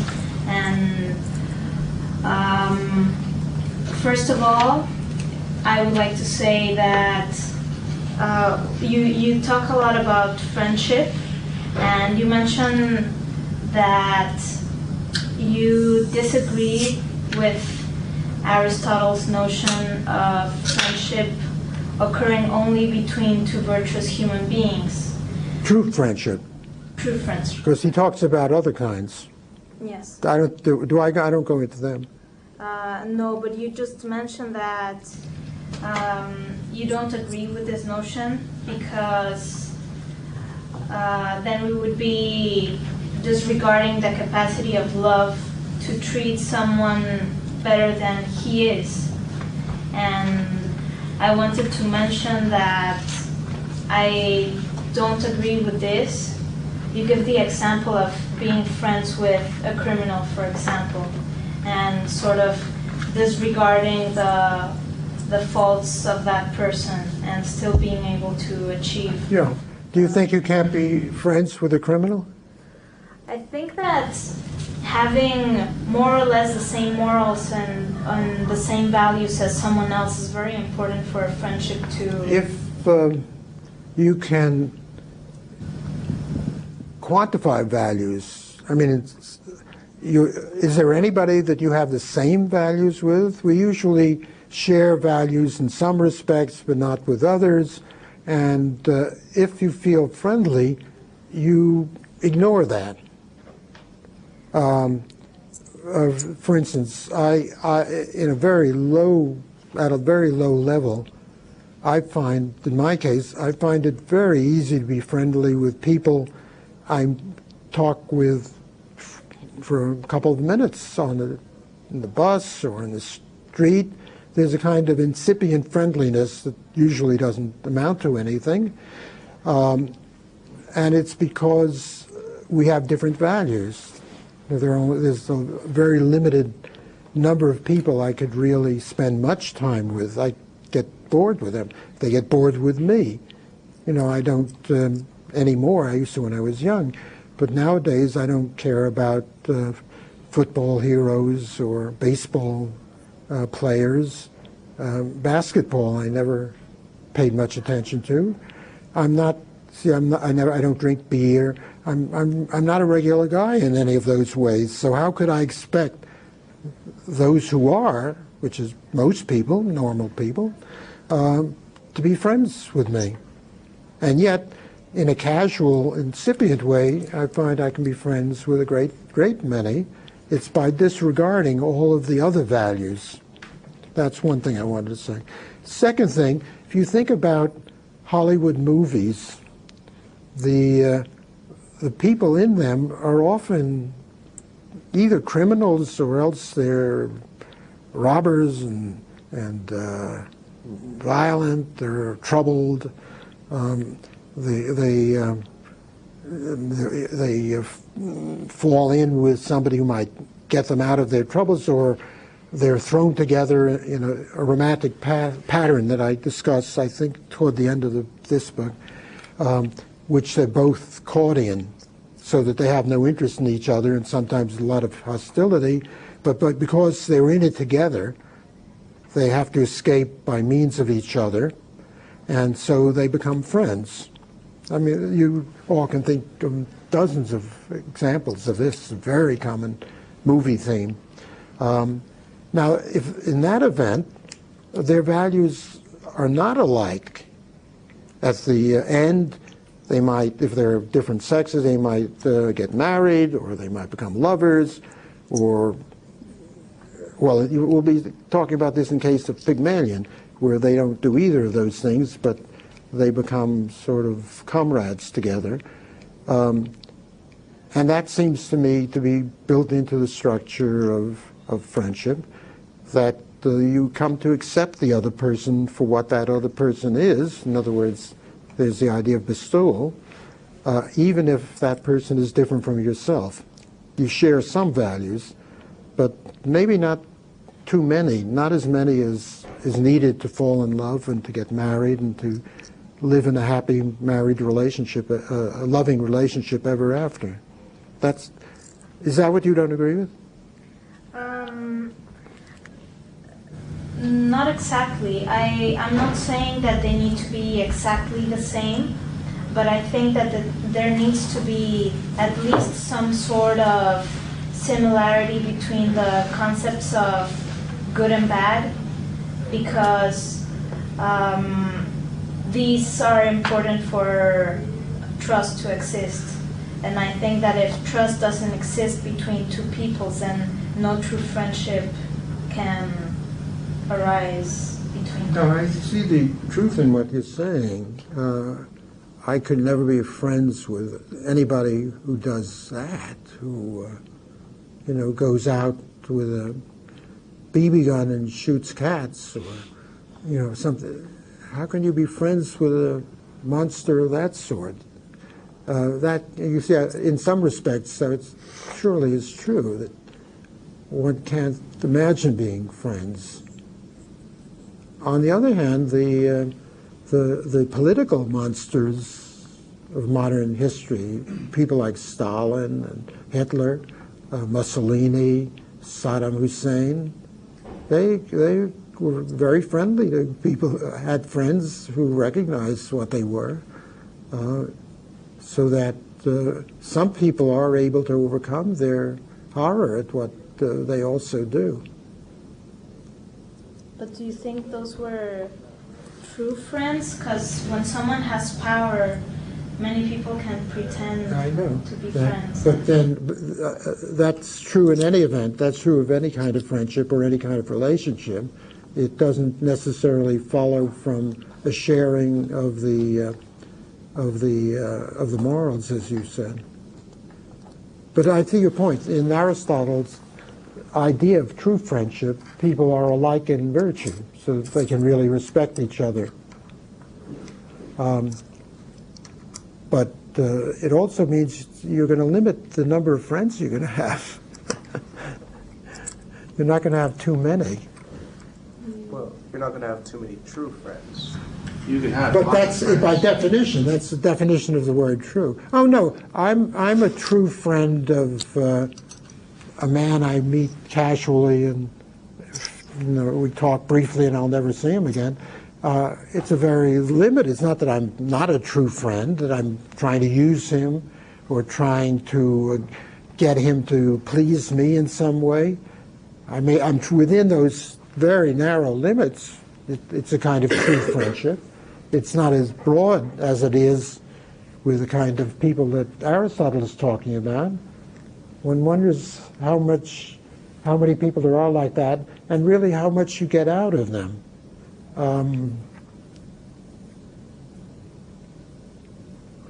So when you say true friend, you just mean a friend who has no other shady purpose, or a person. When you the true friend, I don't understand. True friendship, you mean somebody who is friendly to someone for no, other reason except for the pleasure of conversing with them or sharing ideas. Not like But this is very interesting. I was just thinking about true friends I've had while we were talking, because as I keep telling you, I learned from being with you. I may not be able to use it too well, and I don't believe anything I've written is the last word of any sort. I think if anything were the last word, that would be wholly unphilosophical. The world is not the last word. Remember, there's no mathematical, it's not like a mathematical problem, so there's no solution. And what I just thought of was a man who was not much older than me, who was a young faculty member at Harvard when I was an undergraduate and then graduate student, and he became a mentor. He was a mentor of mine, and I knew him for the rest of his life. He died about 3 years ago, and I always thought of him and said about him, he's maybe the only person who has never defeated any expectation of mine. He's never betrayed me or let me down. I always think of him as a true friend. Now, it wasn't because, and we also conversed, and there were limits. There were things I couldn't talk with him about, and things he didn't talk to me about. It wasn't as if it was a loving, a romantic relationship, the way it would be between lovers or husband and wife. There were definite limits, not arbitrarily imposed, just the things I wouldn't ask him that I might ask my wife. But it seems to be, the definition seems to be his never having let me down. Now, was I using him, or is this a testament to the true nature of the relationship from my point of view? He might have said, Irving has let me down, he hasn't done this or that, I don't know what. He never complained to me, and I never complained to him. I never felt there was anything I wanted to change. But the criterion that I seem to have used was that he never let me down. I mean, but so you're saying that you can't be a true friend with somebody if he let you down. I mean, letting you down, you might have, I don't know, your first concert, and you really wanted your friend to be there, and he didn't come because, I don't know, he was snowed in Chicago or something. I mean, he let you down. No, not if he was snowed in. Or no, if he forgot. If he said, I'll be there tomorrow night, and then, he met a lovely young lady and said, well, Irving won't notice I'm not at this concert. I don't know, he could have let me down, but if he did, what's wrong with that? That he never did let me down. I'm not saying it's wrong, I'm just saying... Is that defining what makes it a true friendship? No, I'm asking you. So if somebody let you down, he can't be a true friend of yours? Is that what you're... I think that's an element. How big an element, I'm not clear yet. But let's say you do have a relationship with somebody who continually lets you down. Well, so he's not a true friend. Continually is different. Well, continually is different from once or twice. So, because, I mean, you were saying that you're... Well, everybody is fine. I mean, we're all immortal. Occasionally they might let you down in some unimportant way, but my image is that he didn't let me down, but I haven't probed it enough. Somebody might have said, "Oh, but remember this or that," but it couldn't have been too important, or I would have remembered it.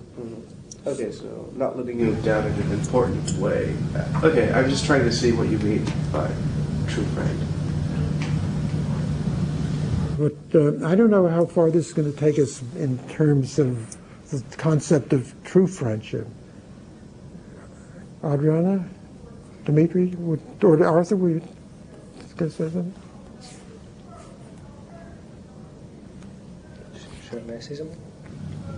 You talked about this idea of bestowal, that somebody may be very flawed in various ways, a criminal, any number of things.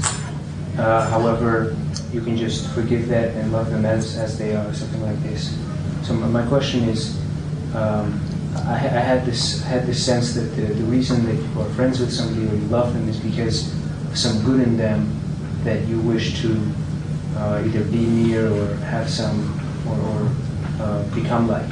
Well, so my question is, can somebody be that's not my idea. Okay. Go ahead. So can somebody lack all virtue whatsoever, and can you still have this love of bestowal in which you forgive them the fact that they have absolutely no beauty or virtue at all? And still all these limiting cases are always hard for me to imagine because I never encounter them in the world. Have you ever met anybody who had no redeeming virtues whatsoever? Okay. Or somebody who had nothing but redeeming virtues? We're all, a little in between. Fair enough. We're a mixture. If the nastiness is too great, we can't stand the person. But a little nastiness we can put up with, and even humor, and even enjoy. So we're all a mixture. Think in terms of the middle. That way you get close to what the world is like. I guess my real question is that when you have one of these, let's suppose you have a friend who is very brave. On the other hand, he is terrible in every other way. He's a neo-Nazi, any number of things, but very brave. So I could certainly see that you could love that aspect of it. You could love his courage in action and fight and things like this. But think of one of the Hitler Youth, a young fellow who is a fanatic, who's totally dedicated to the cause. He knows that what it asks him to do is horrible to most people, and it will cause pain to a great many, but for reasons of duty, he will be unswerving. And this is not only when he is in control, but when he is asked to risk his life. And he's prepared, really prepared, to die for that cause, right?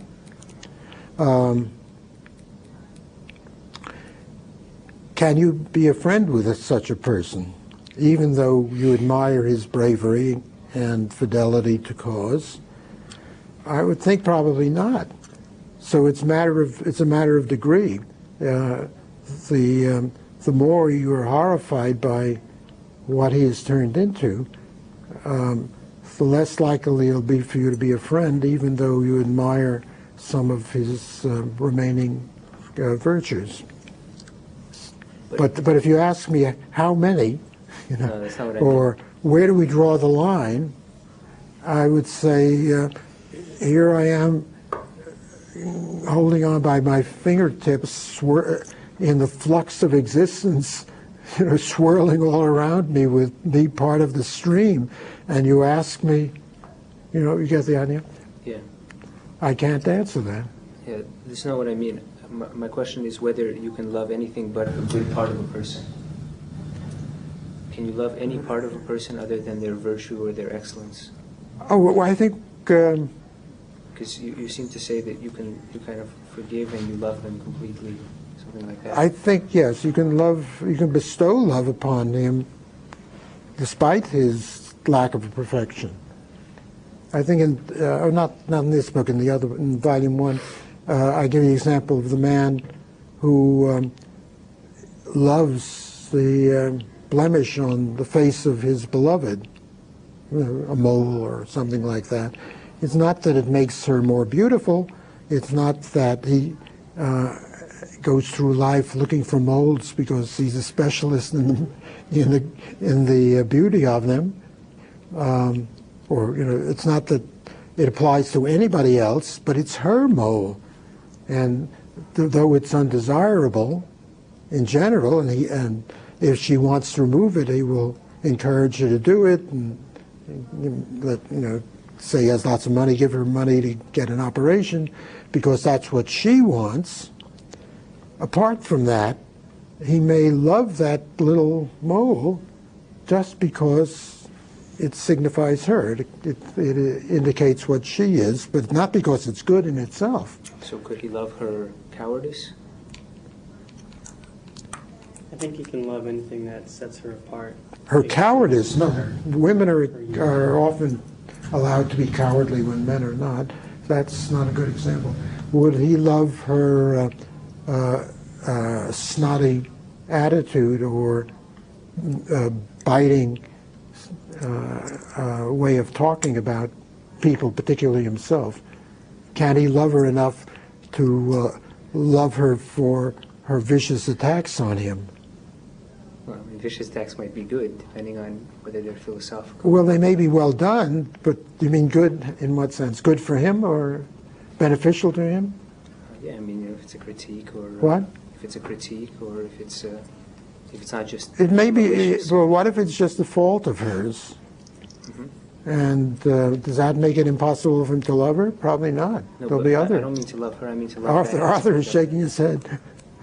I think if you love a person, I mean, it goes back to the reading from last time. If you love a person, it might have been a quote in it this time, it's acceptance of their entire person. So, what do you mean by acceptance? The bad along with the good. right. Even though you recognize the bad is bad, and if there were some way of helping her to overcome that part of herself, assuming she wants to, you would be eager to cooperate. I think that's right. At least that's part of my idea of love. At times I think I'm crazy, but it seems to be the only view that I can take. That if you love somebody, you love that person, even if that person is not good for you, even if that person does things that you wouldn't approve of, and even if she doesn't love you as much as she loves somebody else, which is, from your point of view, a great fault on her part. But if she's the person you love, then you have to accept it because that's what she wants. That's one reason why love is not always happy, because just loving the other person is no guarantee that both of you are going to be fully satisfied with what happens to each of you. Can I just ask him one more question? sure. When you say that you accept these faults in a person, what do you mean? Do you mean simply that you don't try to change to help improve this person, or what would it mean not to accept them?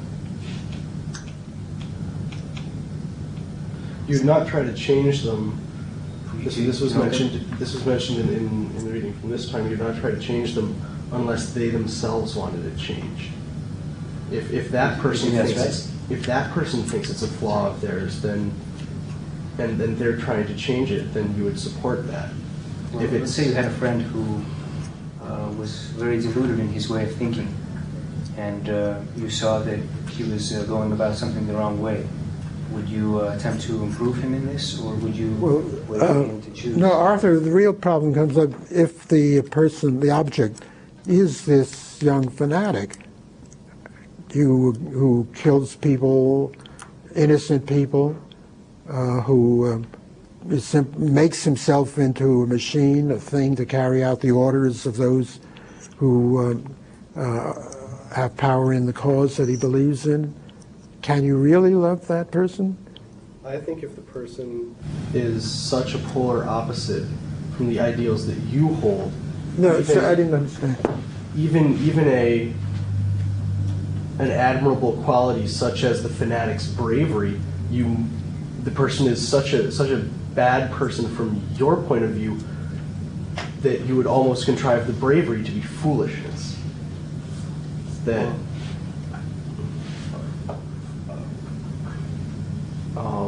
But can't you imagine that at a certain point you're saying, I just can't tolerate being near this kind of person anymore. Why think I'm capable of loving that kind of monster? But sometimes you might try to see why he became like that, and in the case of the Hitler. Why you might, but then why should you?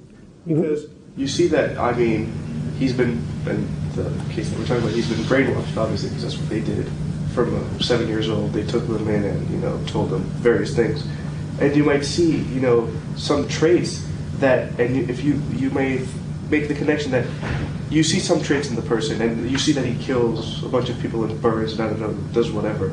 But you see some traits in him that, and then you might think, well, what would have happened if he didn't undergo this brainwashing? And I mean, you may start to really, love him for those traits, and maybe love another image of him, really, and in your love try to maybe change him. That's one scenario, but there's also another scenario, which is you see that eliminating him from reality would be a benefit to the universe. And so you take a revolver and shoot him. And having done that, if somebody said, why did you do that? Could you, in good faith, say, it was because I loved him? But the point is, if you did that, if you believe that eliminating him is good for the universe, that's your opinion. He believes that eliminating other races is good for the universe. Therefore, if you were inclined to do that, that means that really your moral beliefs wouldn't differ so much. My moral belief would what? We're talking about the Hitler Youth, and if you said, well, if you killed him to make the world a better place, according to your views, your moral beliefs would be exactly the same as his would, because that's true. I agree with that. So therefore, you couldn't be a friend with him because you had. But that doesn't make you a friend, because you're going to kill the guy. You murder him. You execute him. Put it that way. I mean, as Hamlet says in that play, love does not that way tend, or affections do not. Ophelia, it's not. Polonius says that to the king after having overheard the conversation between Hamlet and Ophelia, in which Hamlet berates her and tells her to go into a monastery and says she's worthless. And Polonius says, his affections do not that way tend. I think if you're going to murder somebody, one could say, well, that's not the way to show your love. Affections do not that way tend. Even though it's true that it's because you have different moral systems. It may be that the difference in the moral systems causes the death of love. Love is a fragile thing and can be destroyed because of that kind of difference. It can be destroyed for all sorts of reasons, but that would be one.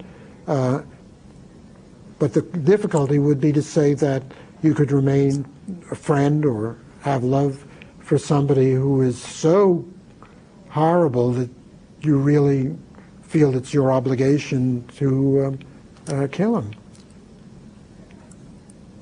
I mean, you may.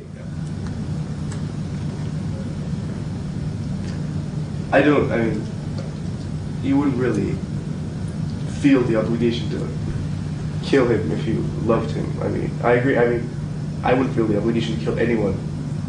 It's the other way around. You wouldn't have killed him if you were. If you killed him, it means you didn't have love. Yes, right. In that case, but what if he was a terminally ill patient and you pulled the plug? You could kill him. Now that's different. Now you're getting into the plot of John Steinbeck's novel of Mice and Men, and the wonderful movie that was made out of that. Did you see the original? Oh, there's been a recent remake where the little guy who is the close friend of this tall, somewhat retarded fellow who kills a woman without knowing what he was doing. He was sort of stroking her and ended up wringing her neck and sort of didn't know what he was doing. He was criminally, I don't know if you could call it criminally insane, because he was hardly aware of what he was doing. But you get his problem, and the local men are out ready to lynch the guy and maltreat him if they ever caught him, and they're about to catch him. And so his friend, the little one, shoots him. And one feels that that was an act of love, that it was because he loved him that he could kill him rather than let him be caught by the people who would not understand and would do him harm. It was a way not of allowing no harm to be done, merely killing him so that others cannot kill him. Now that's an act of love. But that's not what we were talking about before. I think we're getting pretty far off the topic of friendship. I didn't get it. So I think we're getting pretty far off the topic of Well, maybe we are. Adriana, you want to bring us back? Let's go into the next chapter, which is more than you have, which is a stage theory. Did you notice that? Do I call it that in the chapter?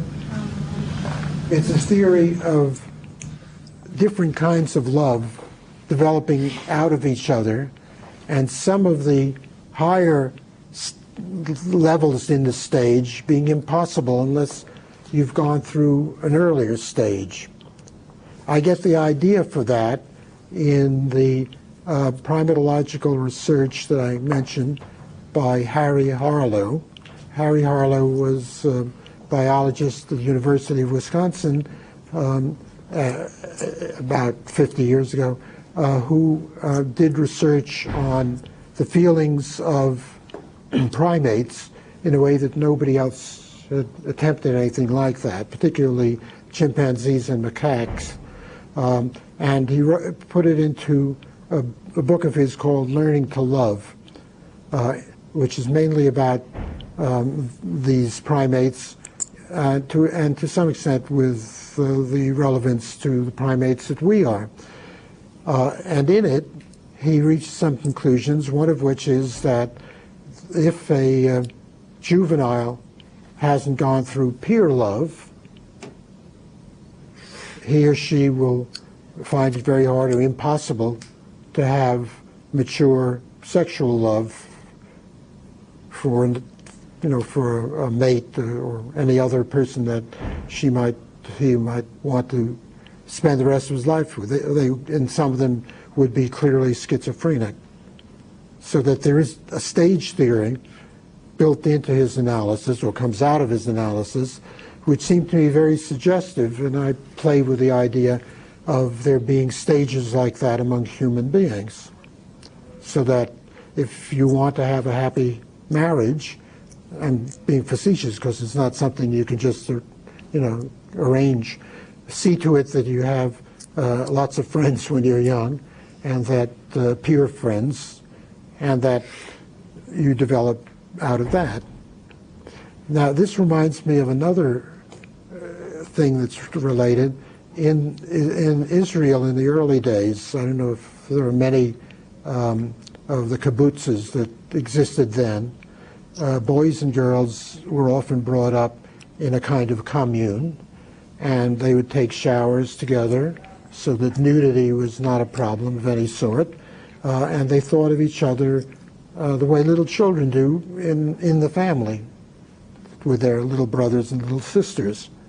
What the sociologists discovered was that once they got through puberty and started looking for a mate and falling in love, they didn't fall in love with each other.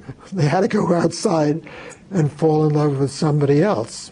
There was a kind of extension of the incest taboo about not only, well, I guess it is an incest taboo with a sibling, the way the incest taboo is usually with a parent and child, so that the peer love wouldn't automatically issue into the later phase of love. That was why I thought of that. Because as children, they might have had this peer love. They just, because they lived together so intimately. But that wouldn't necessarily, or wouldn't cause, statistically, issue into their loving in a more mature sense. So this is a complication in any stage theory. I don't think I'd take it very far, incidentally. Did any of you who are more scientific than me get ideas about how you could do it better? I'm sure you could. Well, I understood it. Veronica? Yes. I see it more as being that because you experience pure love, then you are able to move on to the next stage, but not necessarily with the same person. Is that what you're saying? Or no? I mean, it's a necessary condition, but not sufficient. That may be a way of handling it. That without pure love, you'll find it very hard to have mature love, but it's no guarantee that you would or would not. But it's just that it's a necessary condition for the mature love. That might be, well, that's a weaker condition, but that may be all that one can say of this. So the way I read about those kibbutzes, they're called? Yeah. Kibbutz. I read them in the context of an article that was actually talking about this phenomenon called genetic sexual attraction. Who was the author of that? I don't recall. I've been reading on the internet a couple months ago. But it's just, there are several by a man I met. Okay. I think they're classic now. Maybe phenomenon where a mother who's separated from her son at birth, for example, right, gave him up for adoption or something, and they're reunited many years later. In some sort of disturbingly high statistical sense, like there's some kind of sexual attraction between them when they meet. And so this article was talking about this from a psychological perspective, that genetically there seems to be some kind of circuitry or something that can sort of like deactivate like the sexual attraction when there's sort of that peer or that mother-son relationship through the youth. That's interesting. I didn't know about that research. Yeah. That's related to my emphasis upon self-love as being the fundamental stage of love. Now, without that, there is no love. It's my reaction against the what was common when I started out writing about love, the idea that love means self-sacrifice, the ability to sacrifice yourself for somebody else being a definitive condition for there to be love. And as against that, it seemed to me that without self-love, there won't be any kind of love, and in a complete, mature, harmonious, happy, very successful love, there has to be a great deal of selfishness or it isn't going to work. In the first volume of the trilogy, I attack Freud all over the place. He was the great man into which I was born on these subjects. And so it was natural for me to deal with him and since my views are different, to attack him. What I attacked him for was his ignorance of the idea of bestowal, that he always seemed to emphasize appraisal as the method of analysis, which made it all look very mercantile and businesslike, as if you sort of add up the attractions, what can she bring into the relationship? If she doesn't have enough to offer, she isn't beautiful enough, smart enough, clever enough, I mean, intelligent enough, from a good family, all that, how can I love her, right? I don't mean that in a sense does Freud an injustice, because this theory is far more sophisticated than that. But the idea of bestowal is a way of creating value through your attachment, meaning being an important part of human nature, that he didn't seem to me to get it. By the time I got to the third volume, which is on the 20th century, in which there is a 70-page chapter, that 70-page chapter I mentioned to you, I had changed, or I began to appreciate how much more Freud had done in the world than I had, because I was somewhat considerably older. And I began to see all of the ways in which there was a great deal of wisdom in his ability to show how important appraisal is in human relations. And that had an effect on that volume, partly because the first volume had been misinterpreted by even friendly critics in thinking that I defined love as bestowal, which I don't, because I don't believe in defining words like love. But I emphasized bestowal less than appraisal. In the third volume, I wanted to remedy that, and there was Freud, who was so shrewd about all these different forms of appraisal. So I balanced it better, I think, in that than I had before. But also it fits in with this idea in the stage theory of self-love being fundamental at every stage, because through self-love you are appraising. Self-love, of course, is ambiguous. Do you want to get into that ambiguity? Well, before that, just 1 minute. If I'm going to appraise another person, I do it in terms of what she is worth to me, so that's a form of self-love. Now let's get into the distinction. I didn't get the distinction from self-love. You mean... Does self-love mean the same as selfishness, on my view? Oh, no. That was the ambiguity I had in mind. Okay.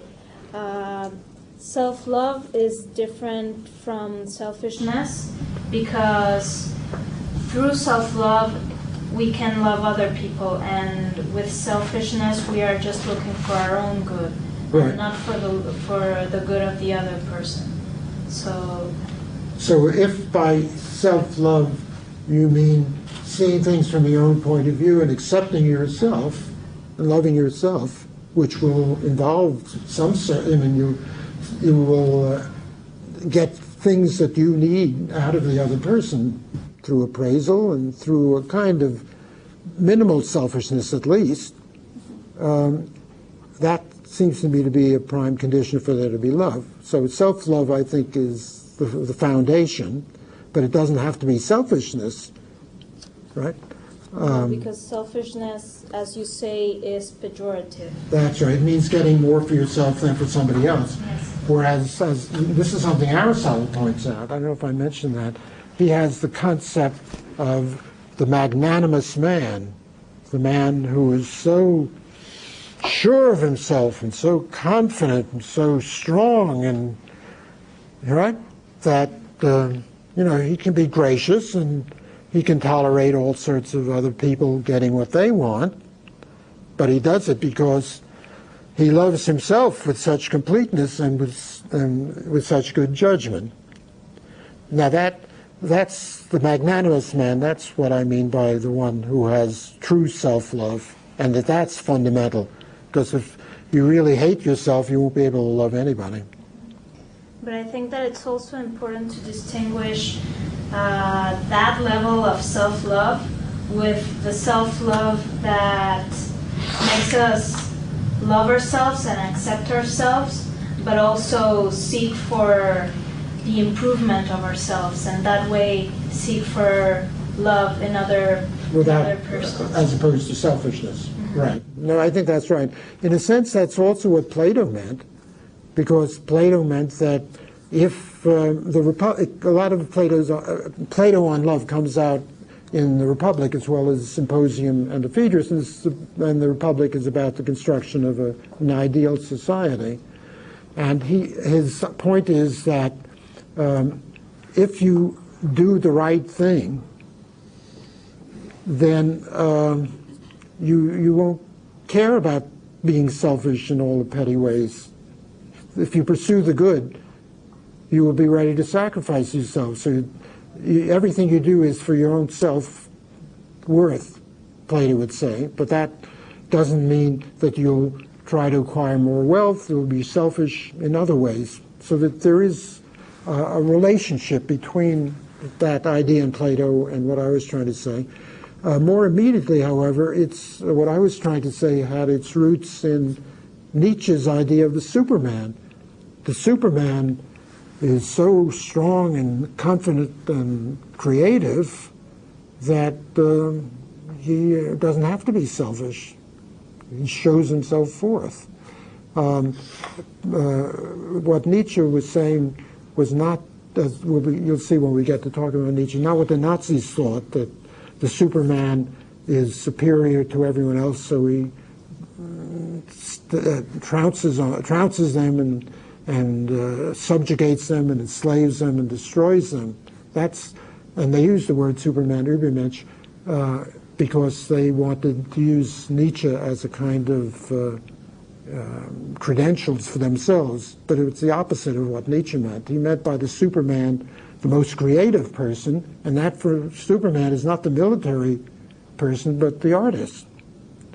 So it's that the authentically Nietzschean idea that inspired me.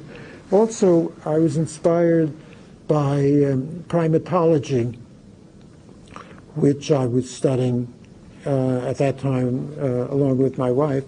And I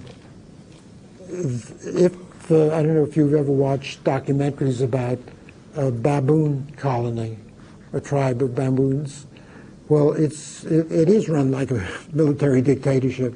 There is an oligarchy of 3 powerful males who run everything, and among the 3 there's one that is the dominant male for the whole troop, which means that he gets the best food and the choice females.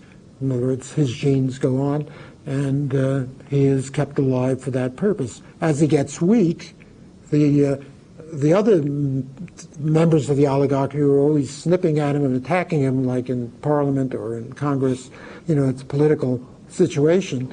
Once he gets weak enough, they get rid of him. They drive him away, right? But while he's a dominant male, and you see in these documentaries, when he walks in front of through the troop, all the juveniles scurry out of his way. The women cower. Everybody makes room for him. He is the creative person who shows forth his love and self-confidence.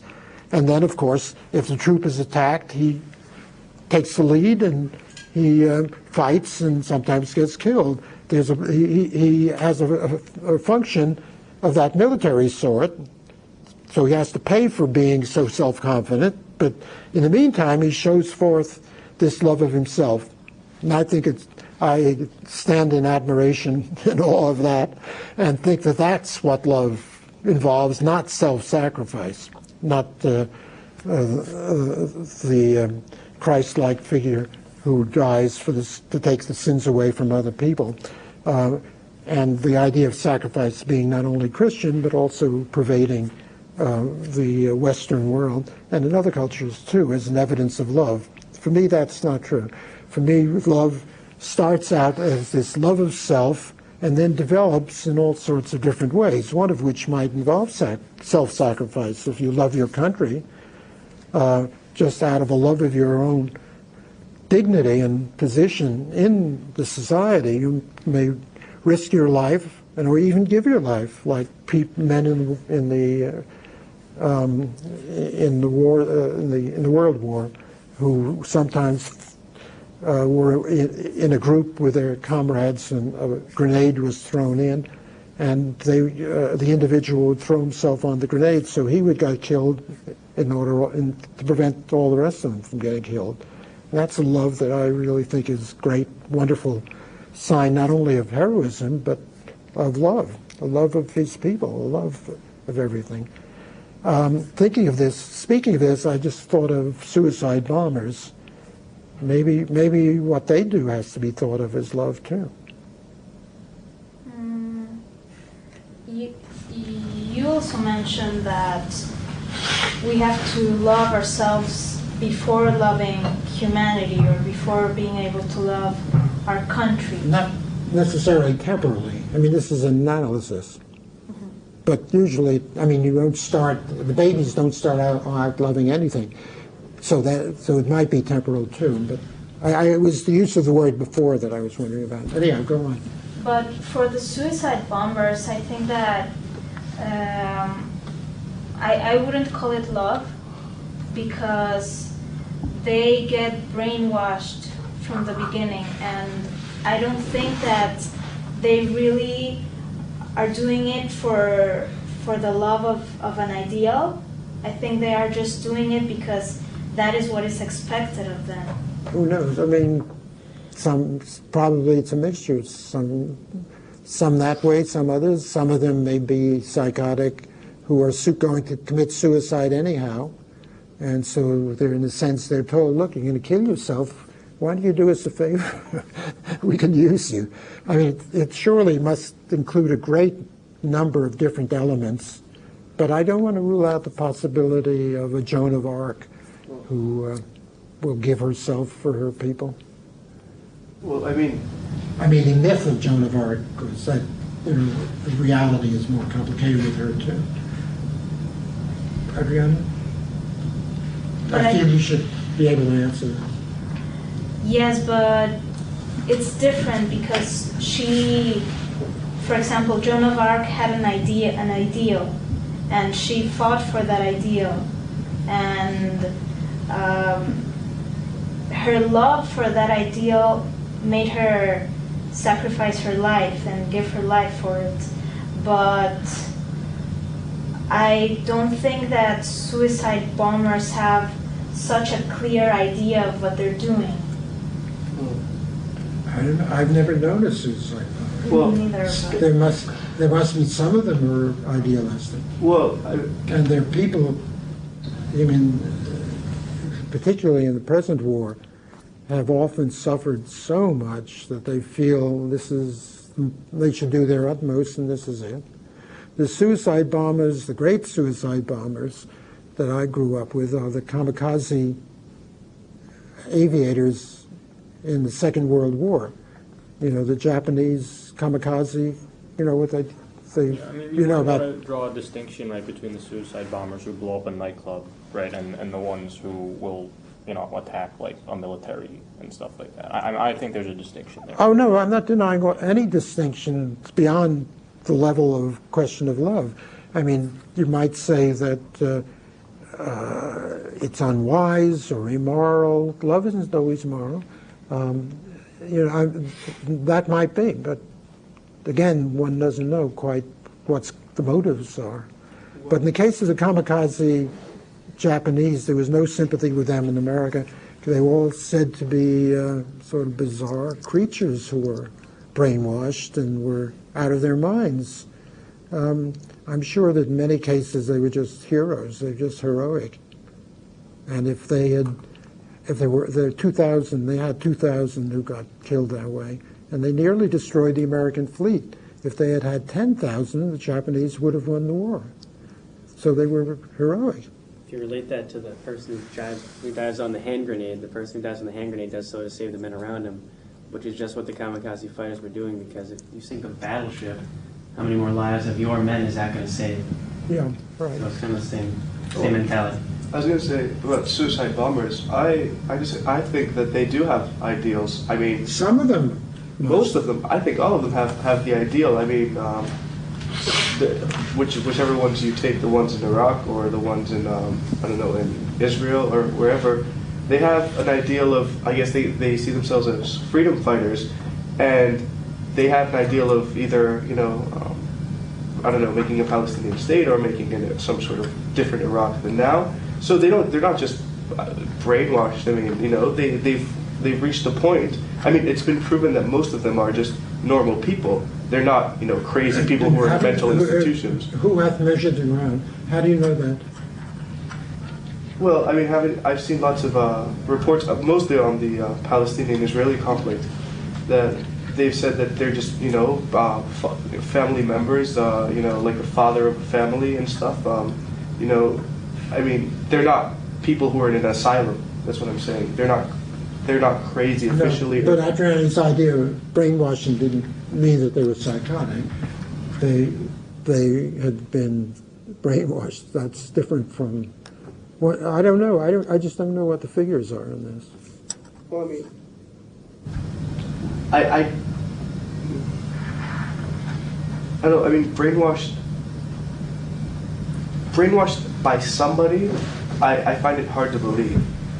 Brainwashed by what they see happening around them, yes. But brainwashed, there's some authority that goes around and brainwashes people as they did to the Hitler Youth. I don't think that really happens. I just think they're brainwashed. I mean, when they see, their brother killed or whatever, they see a bunch of casualties that are related to them, or they see that their dream of whatever dream they have is just, totally being stomped on, and they see that may be a sort of brainwash, but I don't want to call it brainwash. I want to call it more as, well, I mean, I guess you can't really call it brainwash. It's more you're becoming desperate.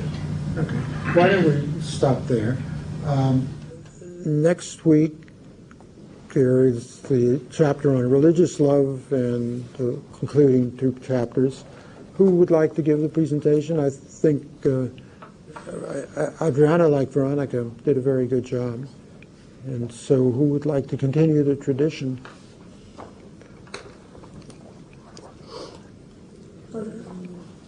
Okay. One thing that in the chapter on love and society we didn't get to is the distinction between the analysis of compassion, of love of country. We touched on, beginning to touch on it here.